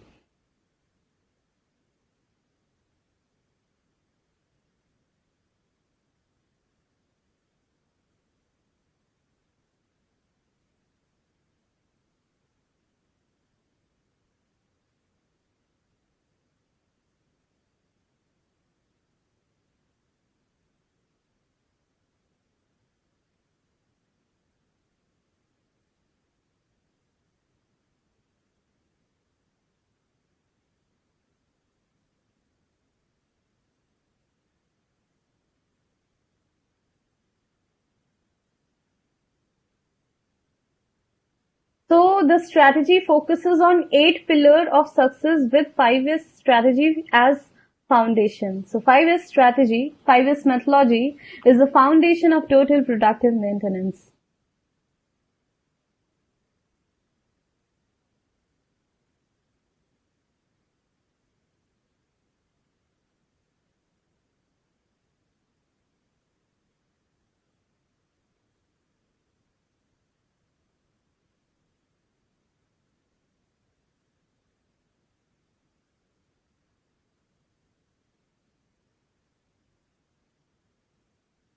Problems, right? 5S methodology will help us to deal with the uncovered problem. It helps us to identify the problem that cannot be clearly seen when the workplace was unorganized, right? The problem when the workplace was unorganized, there were some problem, and those problems can be seen easily after implementation of 5S methodology, right? Cleaning and organizing workplace helps the team to uncover the problems. Making problem visible is the first important step, right? So before total productive maintenance implementation, you should first try to find out the problem in your business organization, which was uncovered right earlier. And after implementation of 5S methodology, problem which was covered before implementation of 5S methodology, and it become uncovered because of implementation of 5S methodology, right? So this is how 5S methodology should be foundation of total productive maintenance, to help us to find out the problems due to unorganized workplace, which we can't see due to unorganized workplace, right? So this is the first step of implementation of total productive maintenance. Now, pillar 1 is about, what is pillar 1? It is about autonomous maintenance. Operation of equipment without breakdown and eliminates the defect at source through active employee participation, right? So, pillar 1 require active participation of employees, right? You need active participation of your employee, like cleaning of machines, like lubrications of machines, like visual inspection, like whosoever employee is working on the machine, he should visually inspect every time continuously that the machine is working nicely, right? Right? Tightening of loosening bolts, right? So, autonomous maintenance means the workers maintain the equipment,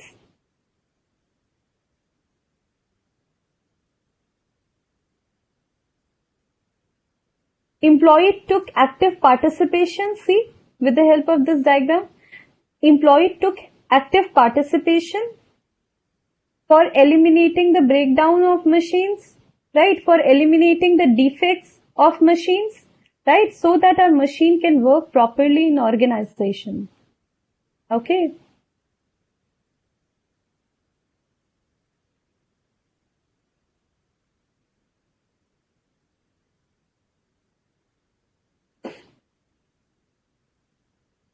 So, the relationship between employee and operator should be like baby and mother relationship, right? Operator, the one who is operating on the machine, right? The relationship between the operator and the equipment should be like mother and baby relationship, right?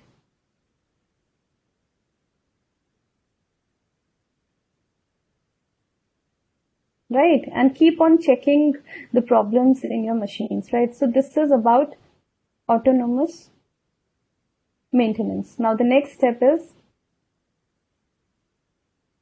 Kaizen. Focus on improvement. Focus on continuous improvement in your organization.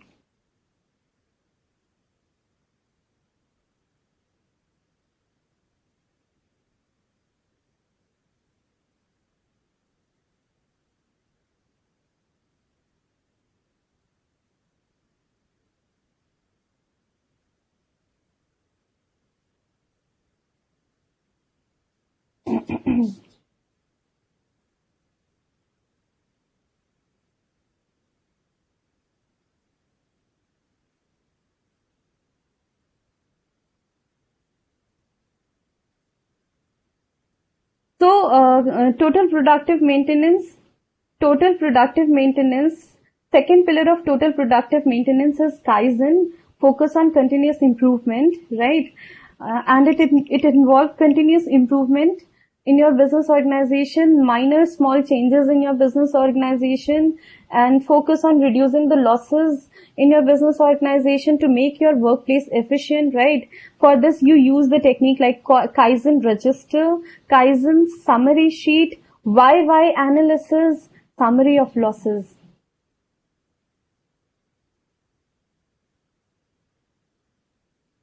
Next is planned maintenance. What is planned maintenance?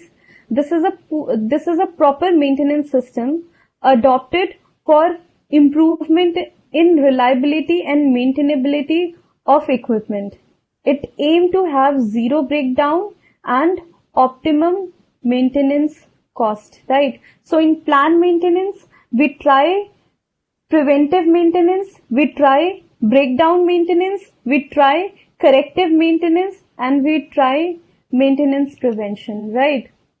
So it's a maintenance system for improvement, reliability of equipment, so that the equipment will not have defects, breakdowns, equipment or machinery will not have breakdowns, right? And we know that breakdown will result in losses, it will unnecessary losses of resources. I have a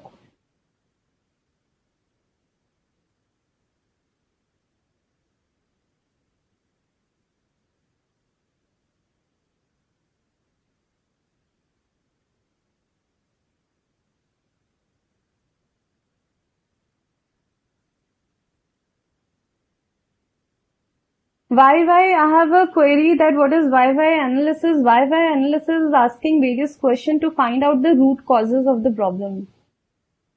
Right? YY analysis is asking various questions to find out the root causes of any problem. Okay, now next is plan maintenance we have done. Next is fourth pillar. Fourth pillar is early management. This focus on shortening the time required for product or equipment development, right? This can be done with the help of engineering or re-engineering process, right? So fourth step is focus on shortening the time which is required for the product or time required for your equipment development. You should try to reduce that time, right? And this is about early management, pillar 4, right? Next is quality maintenance. This is toward achieving customer satisfaction through delivery of high quality product, right? So fifth pillar is based on quality maintenance, and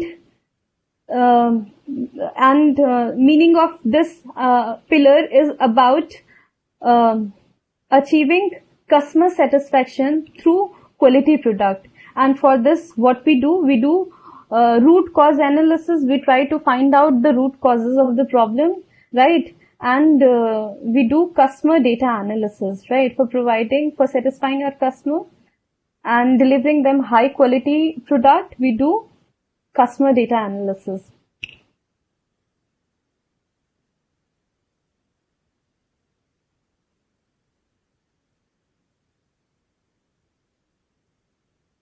Next pillar of total productive maintenance is education and training. We should educate our employees.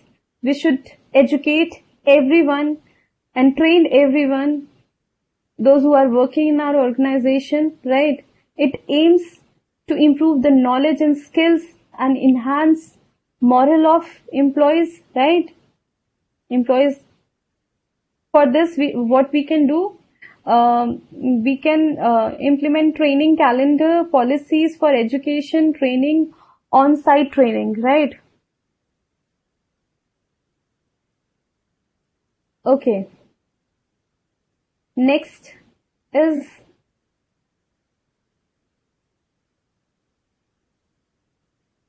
office total productive maintenance. What is office total productive maintenance?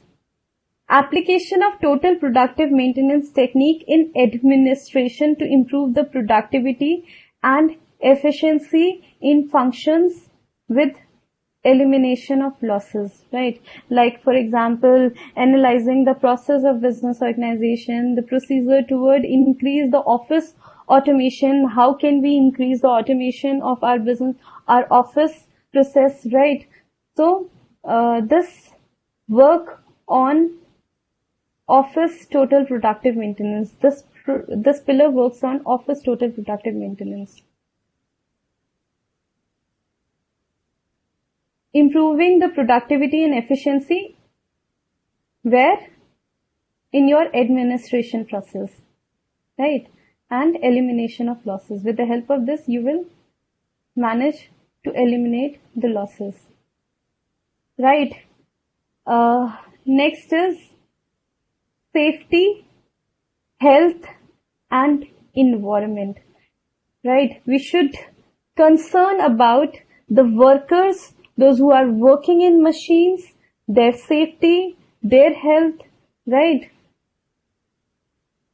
So about pillar 8, it is above all safety. It is all about the safety of the worker in your business organization to achieve zero accident, zero health damages, right? Because what happened actually in business organization, there are many chances of accident, right? In some accident, workers might lose their hands or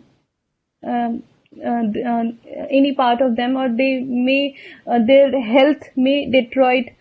So because workers are working for us, worker should also be priority of our organization, and we should focus on workers also and try to avoid accident, right? And we should focus on their health also. So try to avoid zero health damage in a business organization. And for this, you can do drama in your business organization.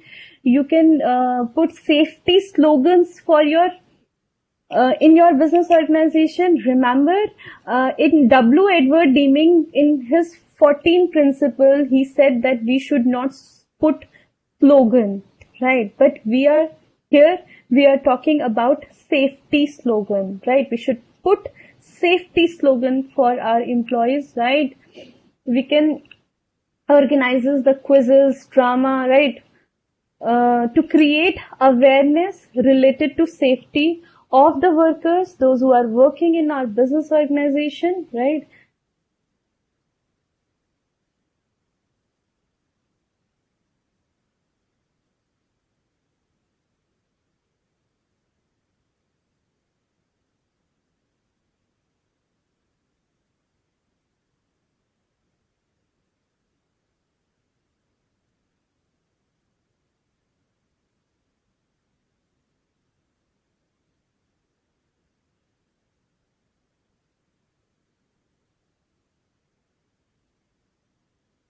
So this is all about 8 pillars of total productive maintenance.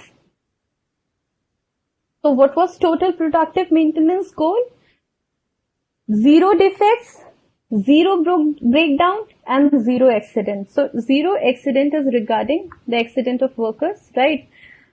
Zero breakdown is regarding with the machinery, right? Stop making a breakdown of machines. And zero defects, this is regarding the product you are producing.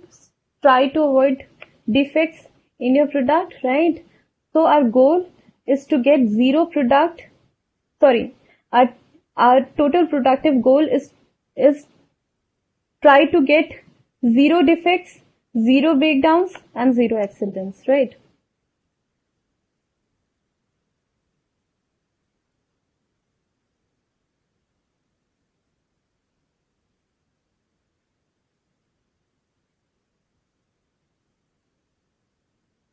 Okay, I have a query. Which slogan did Deming speak about?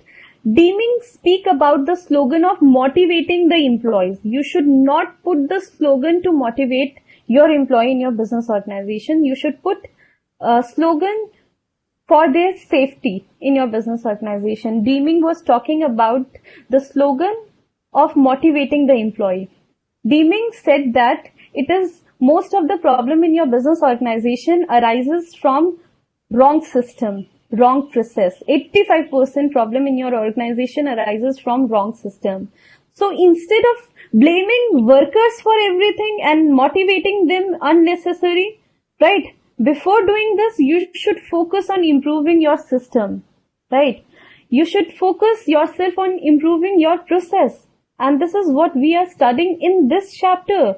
We are implementing lean system. We are implementing total productive maintenance to improve our process, to improve our production system, right? We are not focusing on our workers and we are blaming workers that you are not doing this good, right? Don't blame your workers. It's not the workers because of which the problems are arises. It's not the worker, those who are responsible for the defects, for the breakdown, for accident. Workers are not, for defects, for breakdown. Workers are not responsible. It's your system, your process which is responsible for the defects, right? And if you want to achieve quality product, if you want to keep your customer happy, then you should first focus on improving your system, your process, right? Instead of blaming your workers, right? Because most of the problem in business organization arises from the system, from the process, not from the workers, right? So Deming was talking about the slogan of improving the workers' performance. Don't put slogans to improve the performance of workers. Give them a good process system, right? Give them a good working system. If you have a good working system, like which I have shown you in that video, if they have a proper working system, in that case, for sure, there will not be any defects, right? And you will manage to get quality product for your customer and you will manage to get your customer happy, right?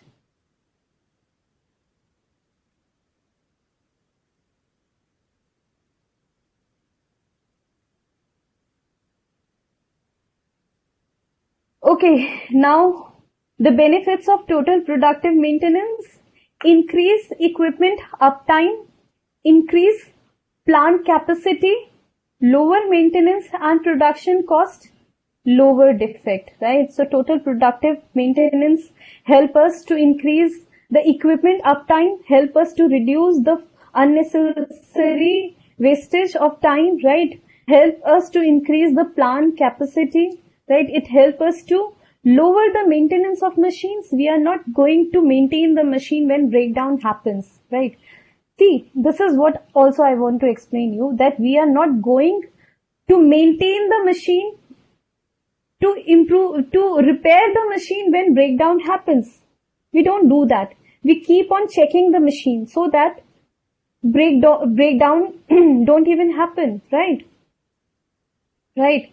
We don't wait for the happening of breakdown and then correcting the problems, right? We don't work on the system. We work on keep on checking, keep an eye on the machines, that whether they are working correctly or not. And if there is any problem in any of the machine, then report it immediately and correct the problem, right?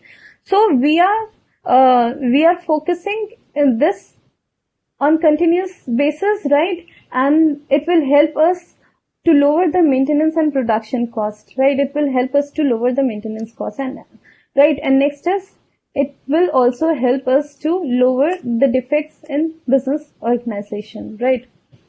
Okay. Now the next is performance measurement in total productive maintenance.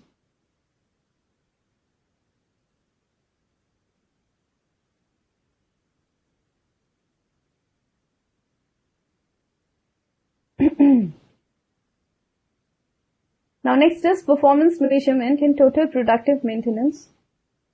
Approach to measure the performance of total productive maintenance is also known as overall equipment effectiveness, right?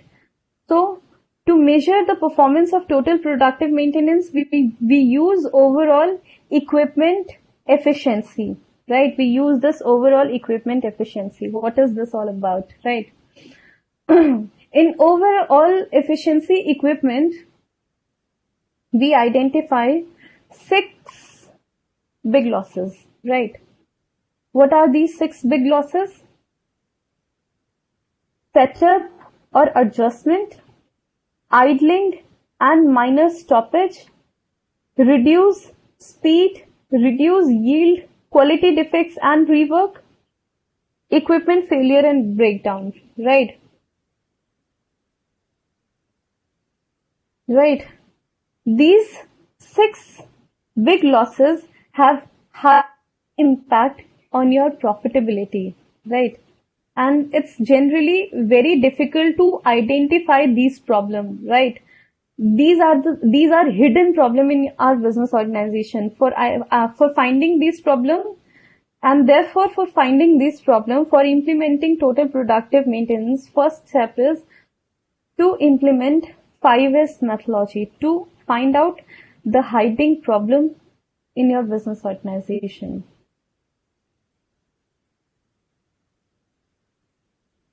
Right? Okay. So the equipment failure and setup adjustment. These 2 losses are time losses, right? Equipment failure occurs. Equipment failure gives unplanned stop. Setup and adjustment will result in planned stop, right? So, these 2 losses will result in availability losses, right? And idling and minor stops and reduced speed will result in performance loss, right? Speed loss, right? Speed. And next, process defect and reduced yield will result in quality loss, right? It result in quality loss, right?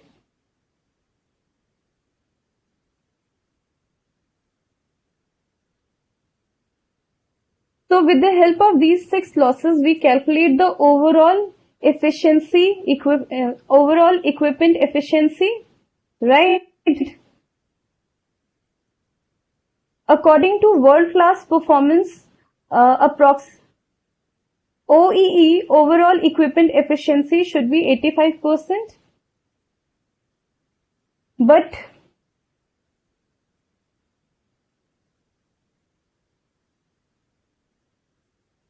But in realistic, only 50% is acceptable target. Okay.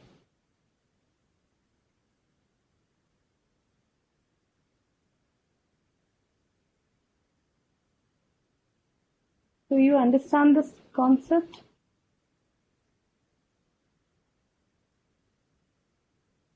Okay, now the next topic is Six Sigma.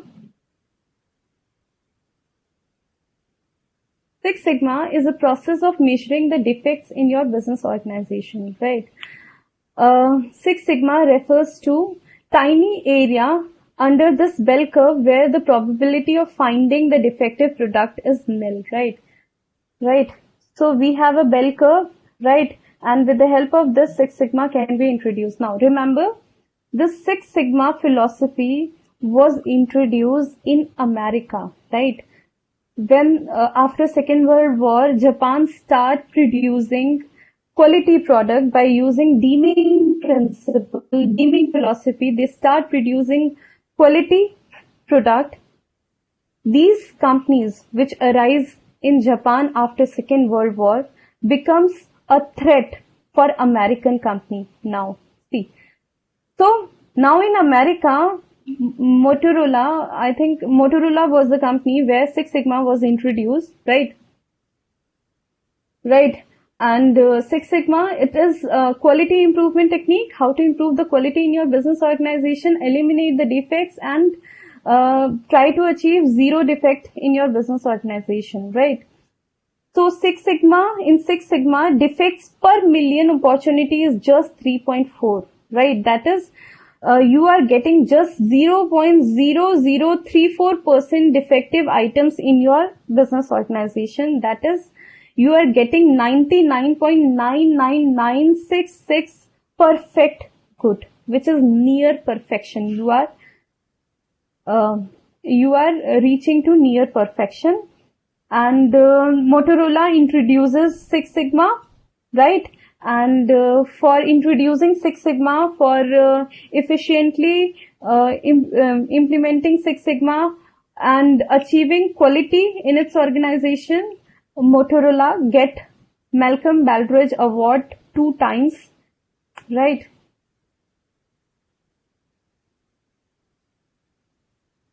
So primary focus of Six Sigma is a quality management tool, and primary focus of Six Sigma is customer satisfaction, decisions based on data-driven fact, management, improvement in process. It's a proactive management. It has a proactive management team, collaboration in the business, and goal perfection.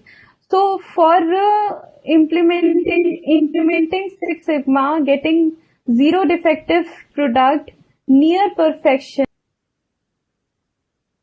So let us understand what is DMAIC. DMAIC was introduced for the existing product or process, right? And DMADV was introduced for the new product or process in your organization. Okay. What is DMAIC? Let us understand. It's a process of activity which involve D stand for define, M stand for measure, A stand for analyze, I stand for improve, C stand for control, right? So first step is to define the problem, right? Define the problem which you have in your business organization. Define the problem, the project goal, and what are the customer requirements, right? Define it. Then measure the process to determine the current performance of your business organization, right? So first step is define the problem, right? The project goal of business organization, the customer requirements, define it, then measure the process that determine the current performance, right? Then third step is analyze the process to determine what are the root causes of problem, what are the root causes of variation and poor defect in your business organization, right? Then the next step is to improve the process, right? Wherever there is variation, try to remove that, right? Wherever there is defect, try to remove that and improve them, right? Improve the process by adding and eliminating the root cause of problem, and then control. Control means maintaining the improved process and future process performance. Control. Maintain the improved process. Whatever improved process you have implemented, maintain it and maintain it for future. Okay.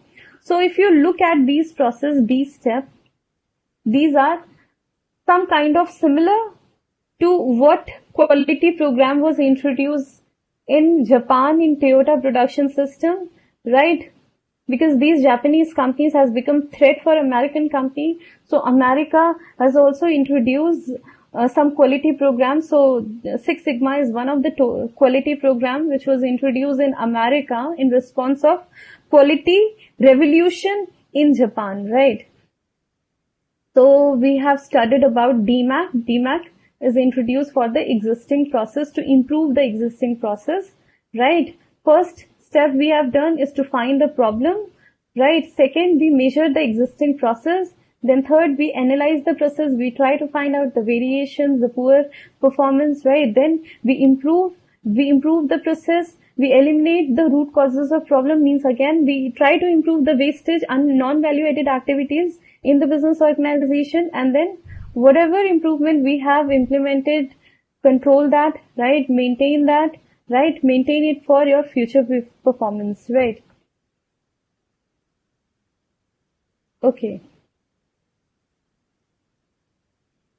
Now, DMAIC is used under the following circumstances, right? DMAIC is used for the existing product or process, right? The project is part of ongoing continuous improvement process, right? So this process, this DMAIC methodology should be part of continuous improvement, right? Next is only a single process need to be altered. Competitors' actions are stable when you are applying Six Sigma DMAIC.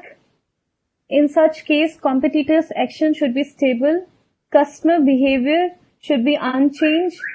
Technology is stable. If these conditions are satisfied, you can use the DMAIC in your organization, right?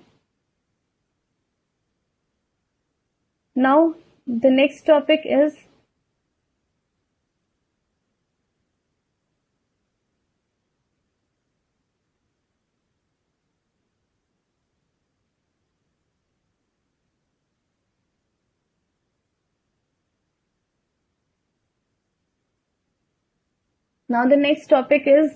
DMADV.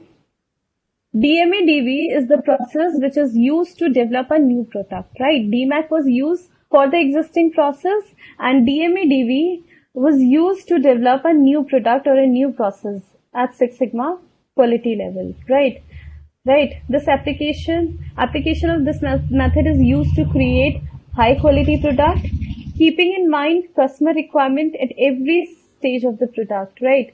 And the step required in DMADV is define, measure, analyze, design, and verify, right? So these steps are different from DMAIC because DMAIC is used for the existing product and we are using this DMADV for the new product, right? So define the project goal and customer delivery, right?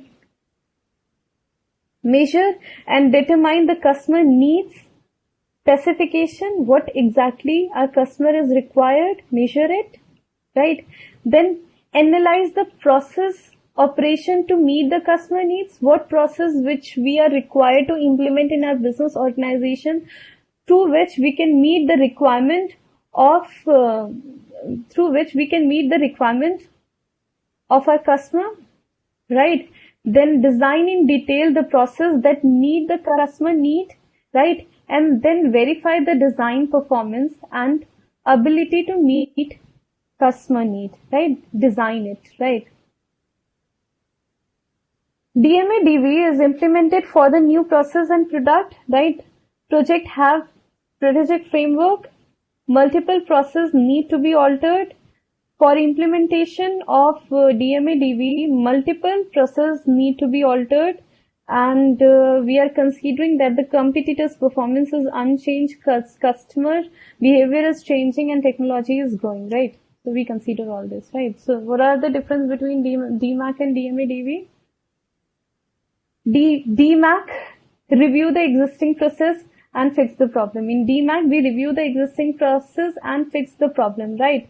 In DMADV, what we do, we emphasize on the design of the product and process, right? DMAIC is a reactive approach. DMAIC is a reactive approach, right? And DMADV is a proactive process, right? Means what is the difference between reactive and proactive approach? Proactive approach you take before starting something, right? And reactive you do when something already happens, right? So DMAIC approach is a reactive approach, right? You use it for the existing process, existing product, and DMADV is a proactive approach. You are implementing this activities for a new product or a new process. DMAIC is used to increase the capability and DMAIC is used to increase the capacity, right?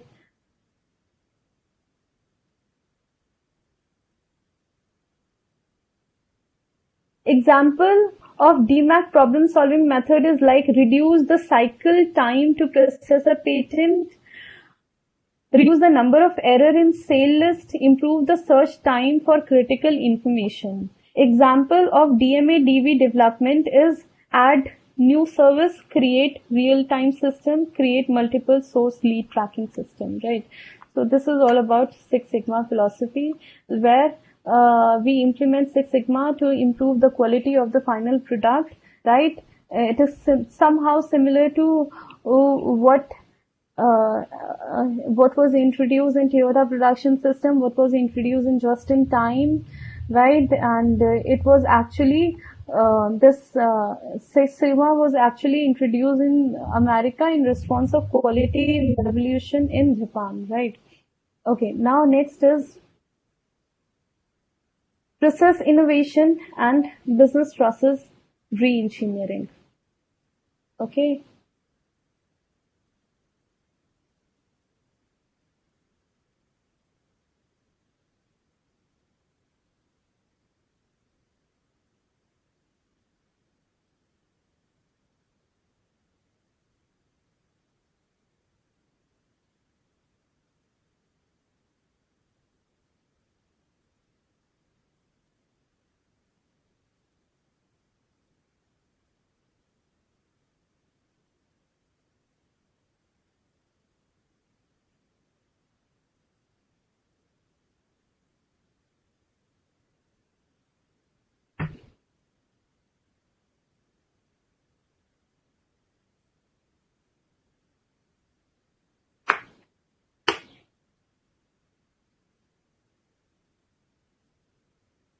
Can we take a break of 2 minutes?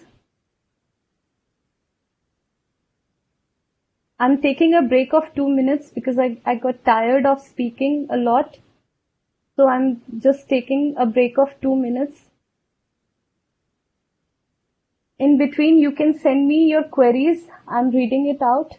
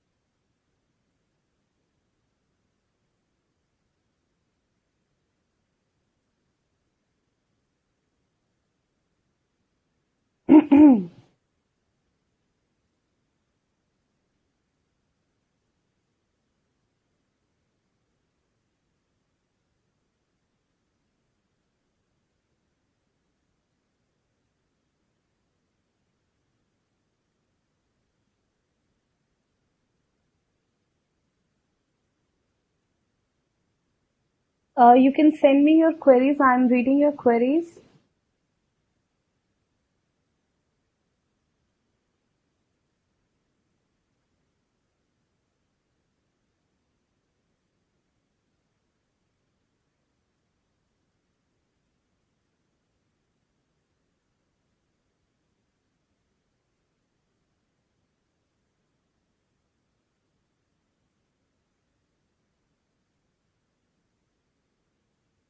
I have a query that, ma'am, the different quotes which you were using in PPT, can we use it in our examination?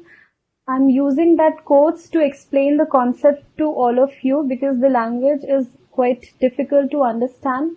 And that's why to make you understand the concept, I'm using that quotes. So please don't use those quotes in your examination. Don't write that quotes, right? I'm just using it to make your concept clear. Okay, now let us start because we have less time to finish the topic. And once we finish the topic, I'll take your revision, your queries also. Okay. Now, one of the student is asking me to explain Backflushing method. I'll explain it. Right? I'll explain it after completing the whole concept. Okay, I'll revise it. Okay. Now, what is process innovation and what is business process re-engineering? This is the last topic which I'm going to cover, and then I'll take your queries. Okay. Business process re-engineering focuses on amending the existing process, right? Business process re-engineering focuses on improving your existing process, while process innovation is an attempt to implement a new process in your business organization, right? So what we have studied so far that, yes, I will explain the backflushing system at the last. First, let me finish all the topic because I think it's a very relevant topic and you will get a clear picture of the whole chapter after completing this topic. I'll come to your queries, okay? Now the problem, okay, and please, okay. So business process re-engineering focuses on amending the existing process, right? Business process re-engineering focuses on amending the existing process which you have in your business organization, while process innovation attempt to implement a new process into your organization, right? We start with this, that most of the problem in business organization arises from the system, from the poor process, right? DMAIC also pointed that 85% problem in business organization arises from the poor system and process, and only 15% problem arises from the poor workforce, the poor performance of workers. So we should first focus on improving the process of our business organization, right? And for improving the process of business organization, we may implement business process re-engineering or we may implement process innovation, right? Business process re-engineering are focused on amending the existing process, while process innovation attempt to implement a new process into your organization, okay? Okay, now first let us understand what is process innovation.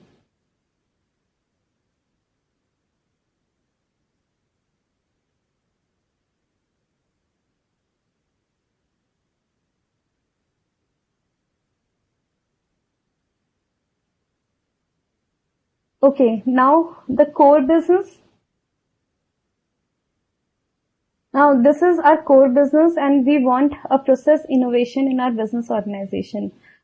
Process innovation means the implementation of new or a significantly improved production or delivery method, including significant change in techniques, equipment or software, right?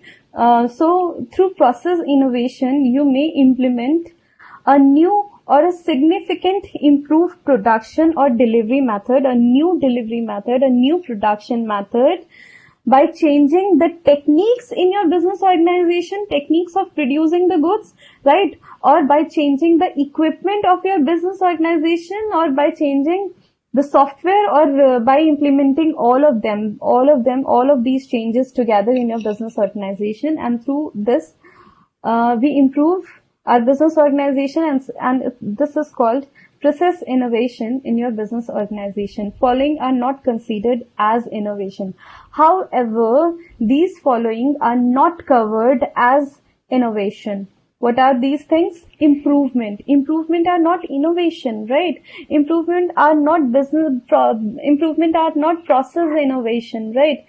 If you increase something in your business organization, you improve, you change the product or service capability, right?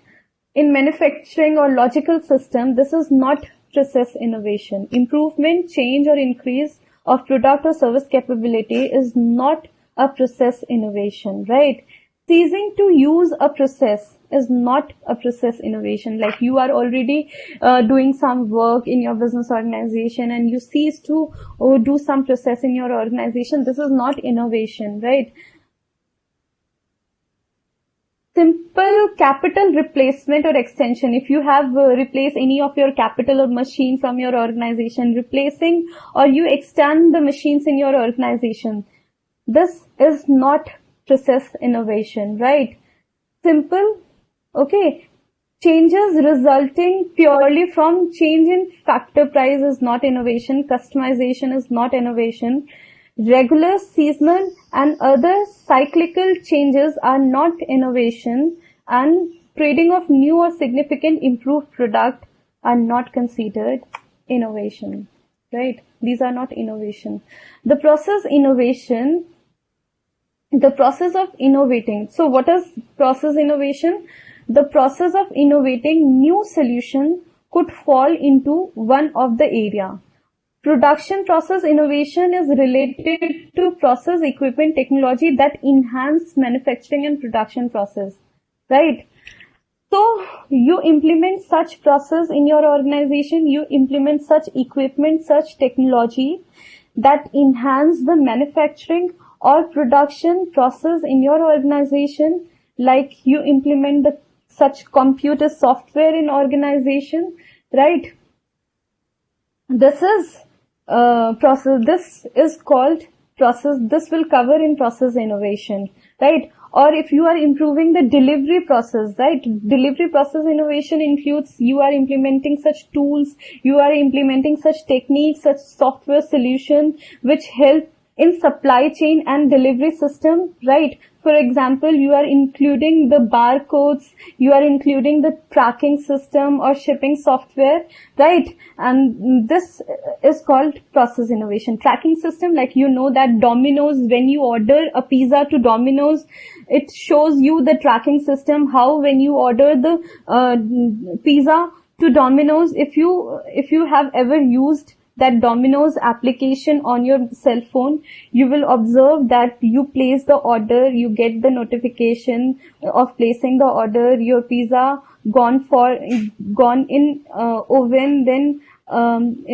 they baked your pizza and then they deliver it, and the path through which the delivery boy is coming to your house, right? This is tracking system. So if you implement tracking system in your business organization, or a barcode, right, or shipping software in your business organization, right? So introduction of such tools, techniques, or software solution, right, which will help you to improve the supply chain or delivery system of your business organization will be process innovation, right? Next is support system innovation are also possible in the following area, like if you in purchasing, maintenance and accounting and all, right? Innovation is also possible in all these areas. Now next is business process re-engineering. This is the last topic I'm covering, and after that I'll take your queries, right? Business process re-engineering said don't automate, obliterate, right? Re-engineering is obliterate what you have now and start from scratch. Obliterate means this, right? Obliterate what you have now and start from scratch. Transform every aspect of your organization.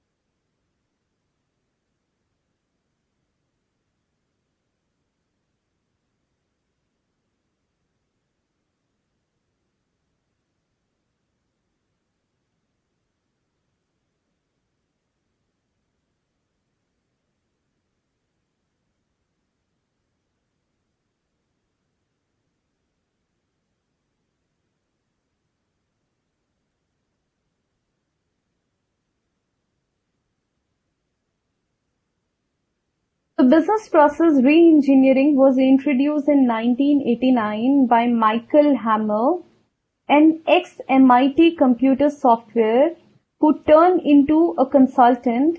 He published an article in Harvard Business Review titled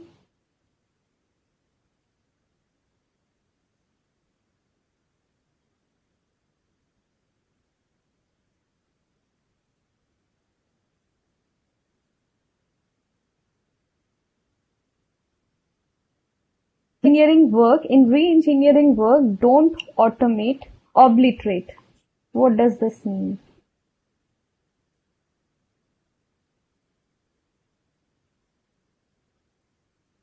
Michael Porter said that automating a mess will yield an automated mess. Okay, so you want to make automation in your business organization, right? But he said that if your business organization have already in a mess, if your organization is already in mess and you are automating, right? So automating a mess will yield an automated mess in your business organization. So this was the reason that he said, don't automate your organization, right? Don't automate in your organization, right? Because your organization might be in mess, right? And if you are automating a mess, it will not going to give you any good result for your organization. Automating a mess means an automated mess, right? So he said, don't automate, obliterate everything in your organization and start fresh, right? Start from fresh.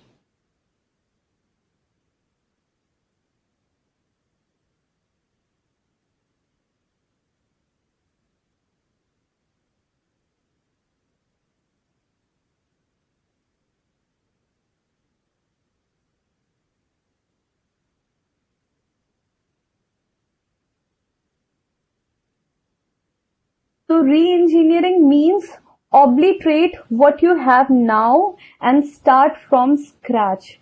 Transform every aspect of your organization. Transform every aspect of your organization.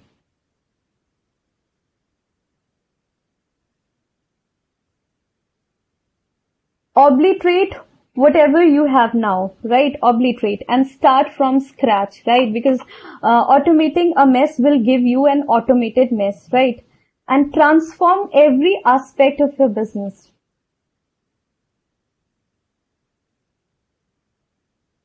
Transform every aspect of your organization.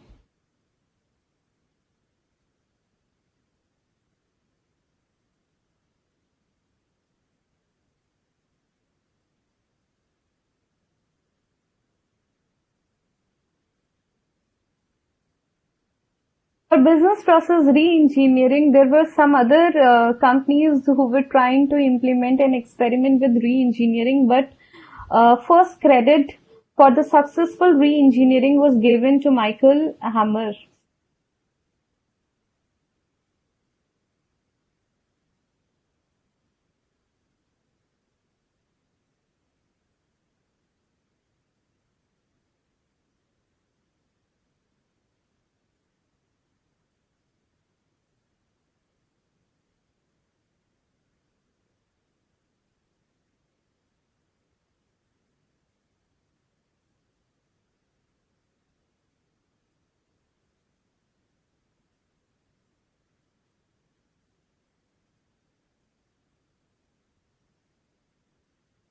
So business process re-engineering is fundamental rethinking and radical redesign of business process to achieve dramatic improvement in your business organization, right? And it will result in saving the cost and help in improving the quality, service and speed of your organization, right? So with the help of implementation of business process re-engineering, you will manage to get dramatic improvement. Remember, you will get dramatic improvement in your business organization by improving the cost, quality and service and speed of your organization. And it requires fundamental rethinking and radical redesign of business process.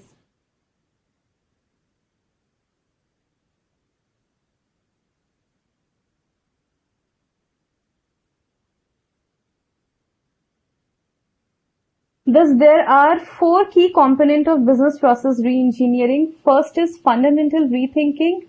Next is radical redesign. Next is achieving dramatic improvement in business organization. And next is re-engineering focuses on end-to-end business process. So first is fundamental rethinking. Fundamental rethinking of business process require management to challenge every basic assumption under which it operates, right? Many of our procedures were not designed at all. They just happen, right? In our business organization, many of the procedure we follow, they were not designed initially. They just happen because of the requirement in business organization, right?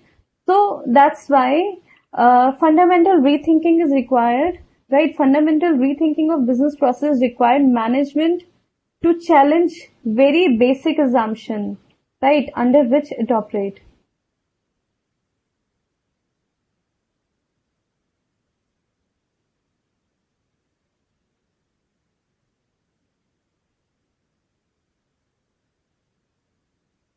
So it was said that we help company challenge their assumptions and build amazing product.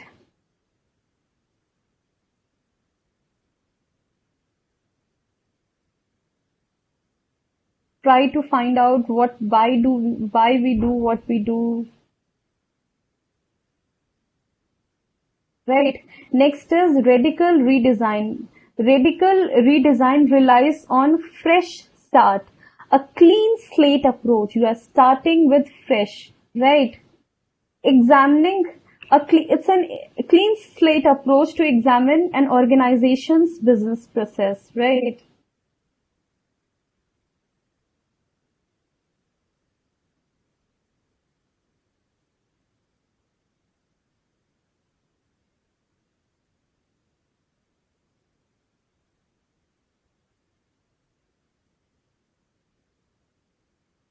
Next is radical design. This approach focuses on answer to the question, if we were a brand new business, how would we operate our company?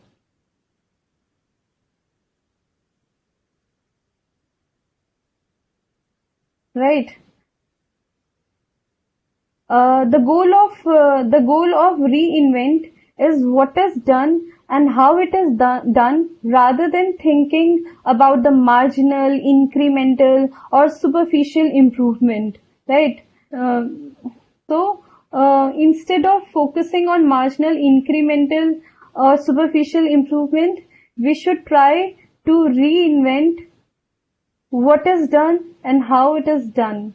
What is to be done and how it is done. Right.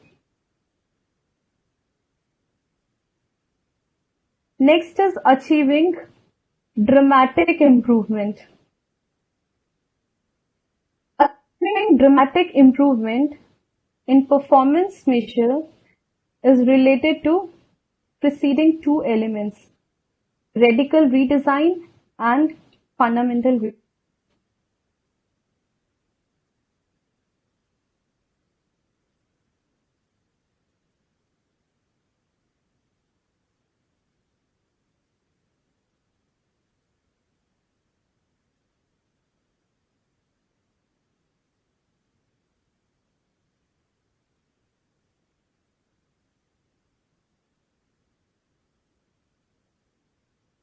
Right. So these are the steps covered.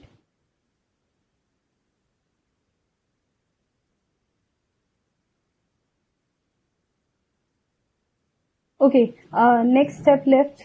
Re-engineering focus on end-to-end business process rather than on individual activity that comprise the process. Business organization should focus on end-to-end improvement.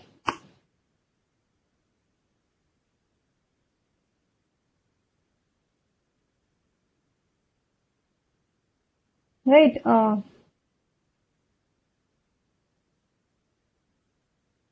So what is the difference between continuous improvement and business process re-engineering? Continuous improvement is small incremental improvement that we implement in our business organization. Business process re-engineering is a dramatic improvement in our business organization, right? Okay, through business process re-engineering, we get dramatic improvement. Through continuous improvement, we get small incremental improvement.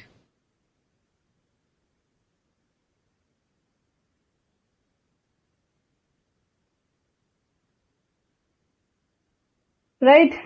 So,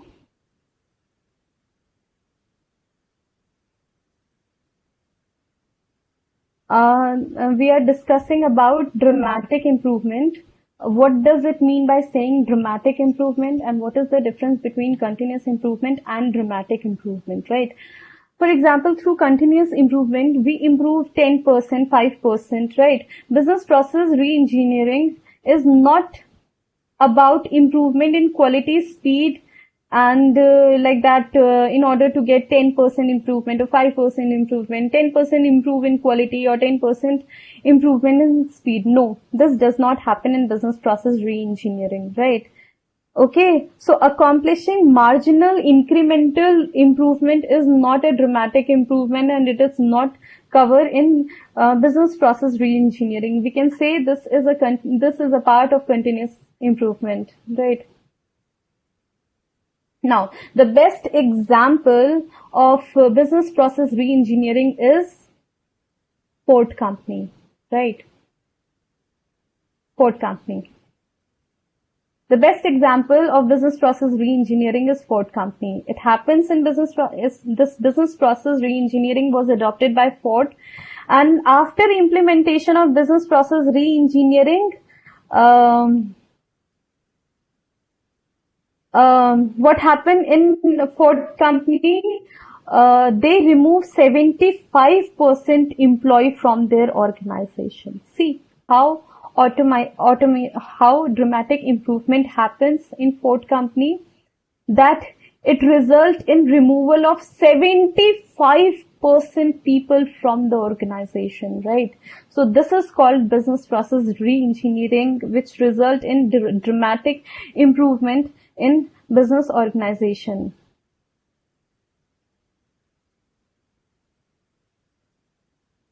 Okay, now the last topic is re-engineering focus on end-to-end business process. So rather than on individual activity that comprise the process, right? Rather than focusing on any individual activity, rather than focusing on hierarchy, teamwork is required here, right? Rather than focusing on individual activity, complete focus on end-to-end business process. It requires complete focus on end-to-end business process, right? Michael removed the hierarchy process.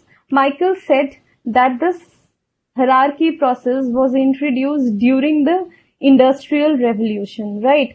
Michael Hammer contends that the fragmented business process and bureaucratic hierarchical organization structure was evident in most business organization was origin in Industrial Revolution.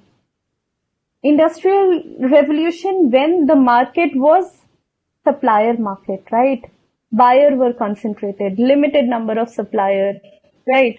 Or when the specialization of labor were required, economy of scale they can get the advantage of economy of scale, right? They require labor specialization. However, in today's environment, we don't need labor specialization. Most of the organization are working on automation.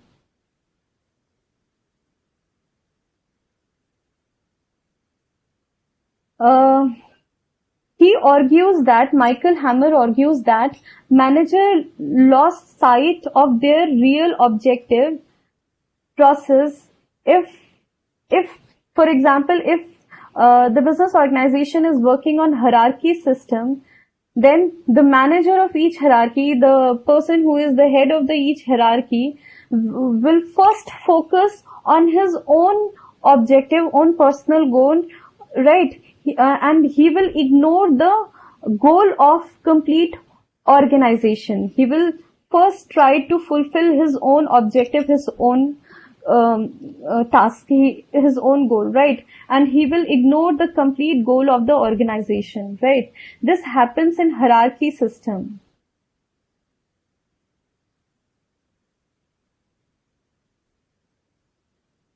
So, with the help of this last step, He tried to introduce teamwork instead of hierarchy system. Organization should work in a team. So instead of working in hierarchy, organization should work in a team.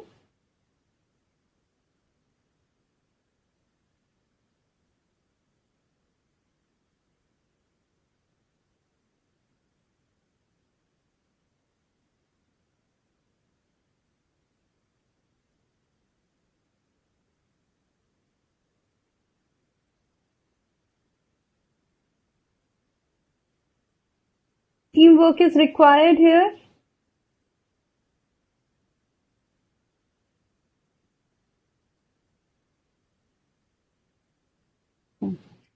Teamwork is required to add value in final product, right?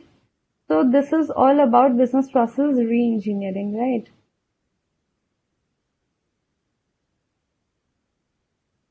Okay.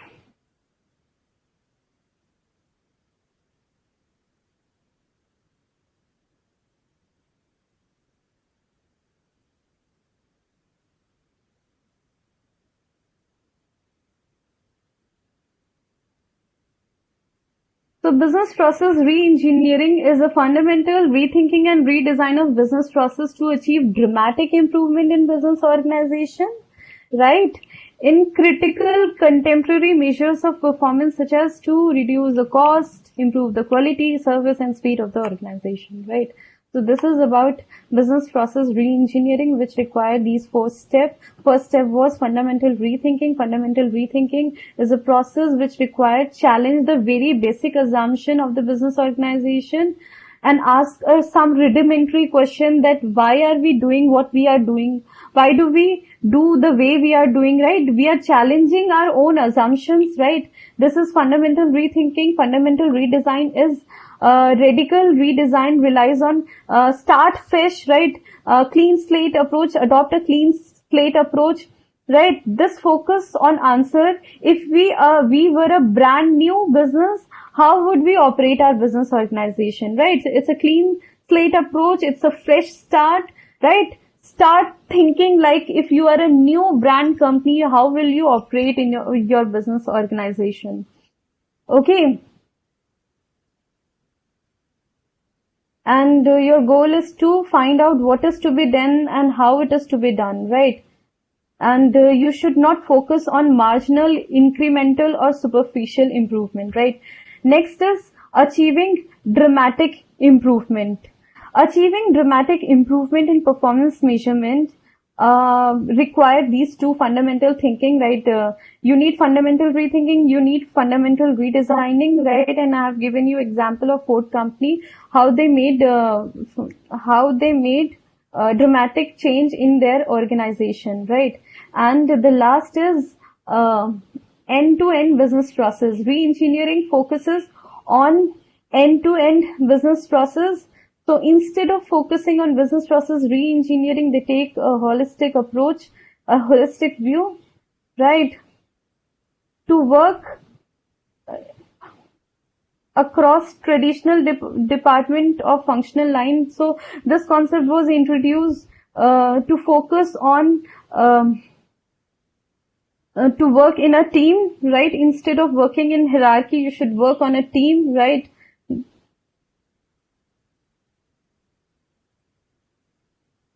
Right.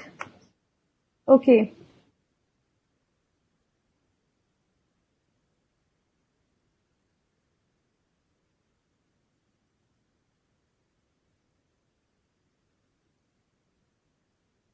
So we have some example of business process re-engineering. Business process re-engineering. Right. We have example of business process re-engineering. Right. After introducing database. Right. So this is a concise revision of your concept. And now 10 minutes left and I'm taking your queries. Please send me your queries.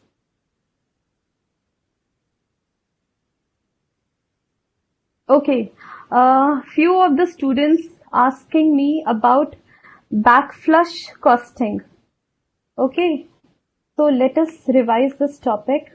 What is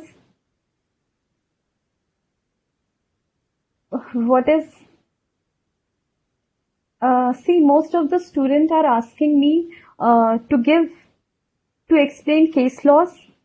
I will definitely cover the case laws questions in relevant chapter where it is very the topic where case laws is very essential to understand, and since it's a revisionary classes, so um, it's not, I don't have enough time to cover everything, and I just want all of you to get a clear picture of the subject, to get a clear picture of the concept we have in our new syllabus, right? If you have a clear picture of the concept, I think you can understand the case studies and case scenarios very easily. So first of all, we should create a foundation, and I think that understanding the basic concept is essential.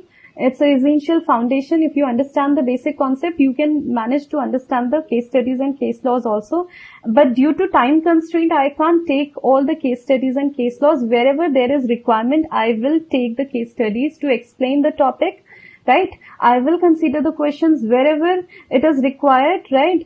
And because of time constraint, I can't take everything. Even I'm not teaching you everything in detail. I'm just trying to give you an overview of the entire chapter, overview of entire subject for you, right? Okay, you are asking me to explain the backflush costing. See, in just-in-time system, we purchase the goods on pull processing method, like, right, where a lot of data of raw material, right?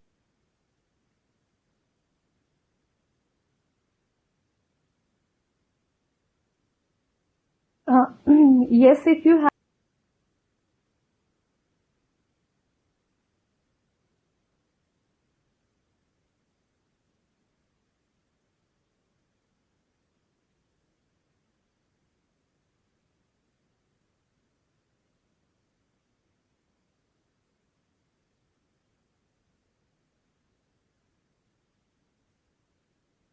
patient, so I think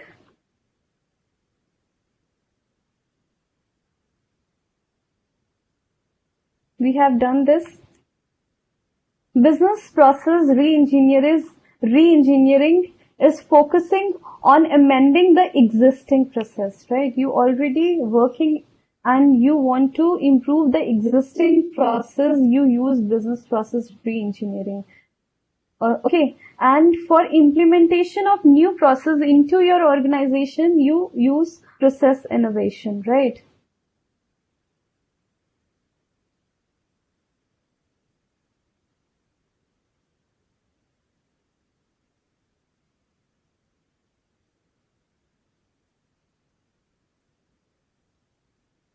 Please ask me your queries if you have any query.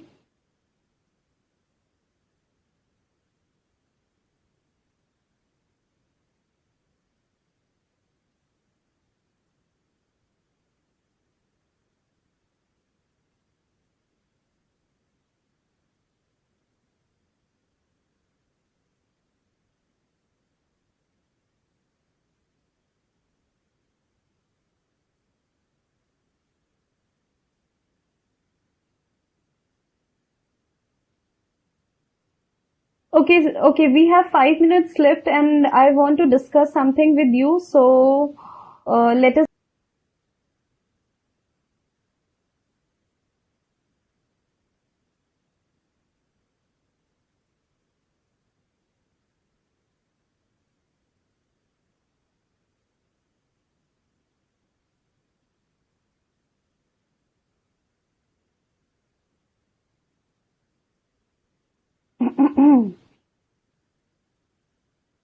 So dear student, I think you have observed many times that whatever question asked in your revision test paper, whatever question asked in your practice module, you find that in question, in requirement, some verbs has been italics. So why these verbs are italics? And this, right? For writing answer in your examination, you should understand what the question is asking you, right? What the question is asking, and accordingly you should answer, right? So you should understand these verbs, right? And accordingly you should answer in your examination, right? Like these are some verbs, right? And according to these verbs you should answer. For example, I'm not considering all, but few of them I'll cover. But before covering them, let me show you some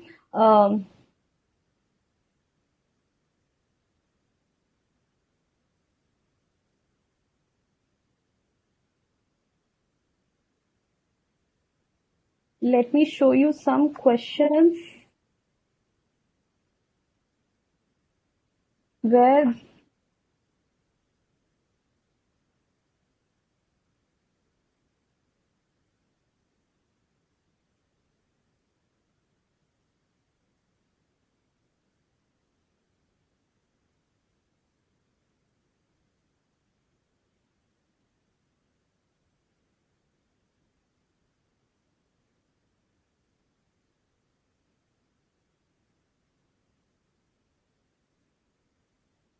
example.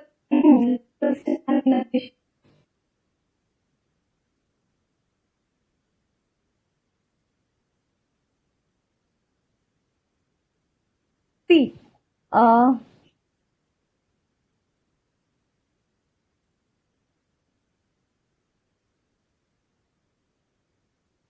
like in this question, they have italics. They have separately mentioned this word comment, right? Also, in other question, let me show you. Comment, calculate, right? Comment, calculate, and case study. Yes. State, right? Comment. You can see that these words are separately italics, like advise, assess, evaluate, right? Why this word has separately italics by our institute book, right? If you see the same thing in revision test paper also, you will find that some words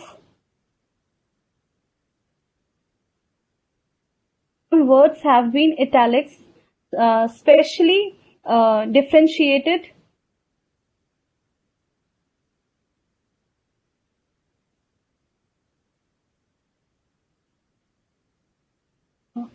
Let me show you the revision test paper also.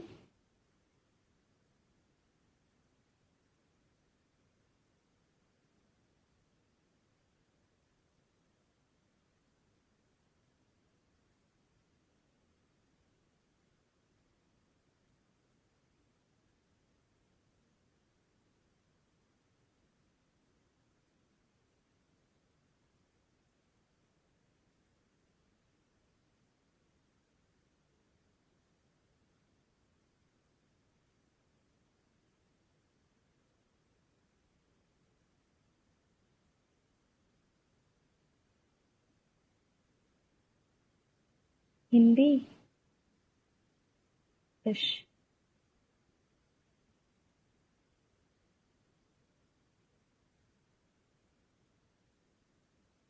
You can see that some word is italics, like discuss, right? Advise, right? Explain. Why these words are italics in question? Examine, right? Why these words are italics in our question? Analyze, right? Analyze, explain, right? You can see this in your revision test paper. Comment, right? You can see the same thing in your question practice module. Why these few words are italics by your institute, right? So this is what I'm going to explain you about. Now,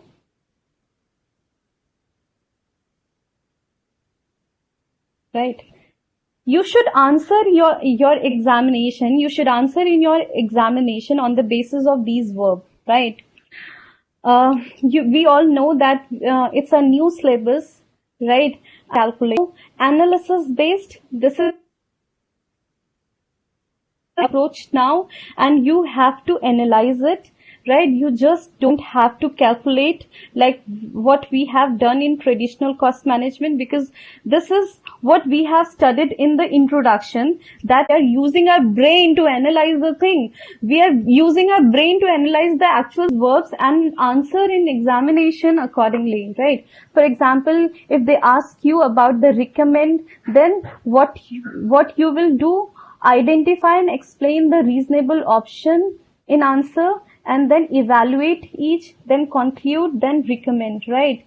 Similarly, if they ask you for advice, in that case, how you have to answer, required to build a good comprehensive argument that lead one or more choices, right? In advice, you have to make one or more choices, and then accordingly you should answer, right?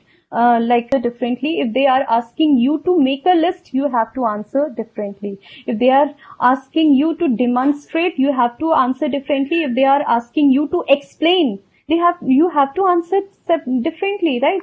These are not same. Explain and demonstrate is not same. And for this, you can go through these skill assessment, and you can find how you should answer for the question, whatever is asking. So, see, discuss, explain and demonstrate, these words are not same, right? So according to these verbs, you should answer your question, right? Okay, you should use these verbs. You should understand what is the meaning of these words. Like if they are asking you to define, how you have to answer. If they are asking you to state, how you have to answer. If they are asking you to list, how you have to answer, right? If they are asking you to describe, how you have to answer. If they are asking you to distinguish, how you have to answer, right? Explain is different from discussion, right? See, answer if they are asking in question to discuss, you have to give the answer differently. As you have queries, do you have any queries? You can find the skill approach from ICAI website, right? Let me show you from where you can get this skill assessment, right?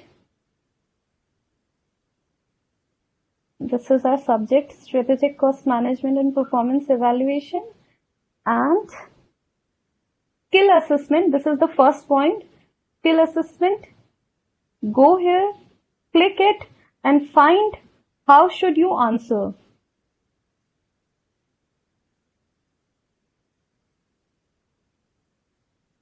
Right? Get it from here, from ICAI website, and find how to answer your question, right? And accordingly answer. Don't write whatever you know and just write. Don't do that, right? Answer whatever is asking you in question, right? Answer accordingly.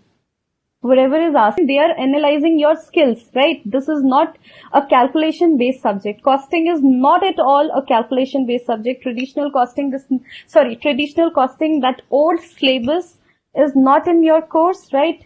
You are studying strategic cost management and performance evaluation, and this new subject is completely based on skill assessment, right? And you should answer accordingly your question. So with this, I want to finish my session, and we'll start the next 4th chapter in the evening session. Thank you so much for joining me, and thank you so much for appreciating me. Thank you so much ICAI for giving me this opportunity to give you all this revisionary classes. Thank you so much.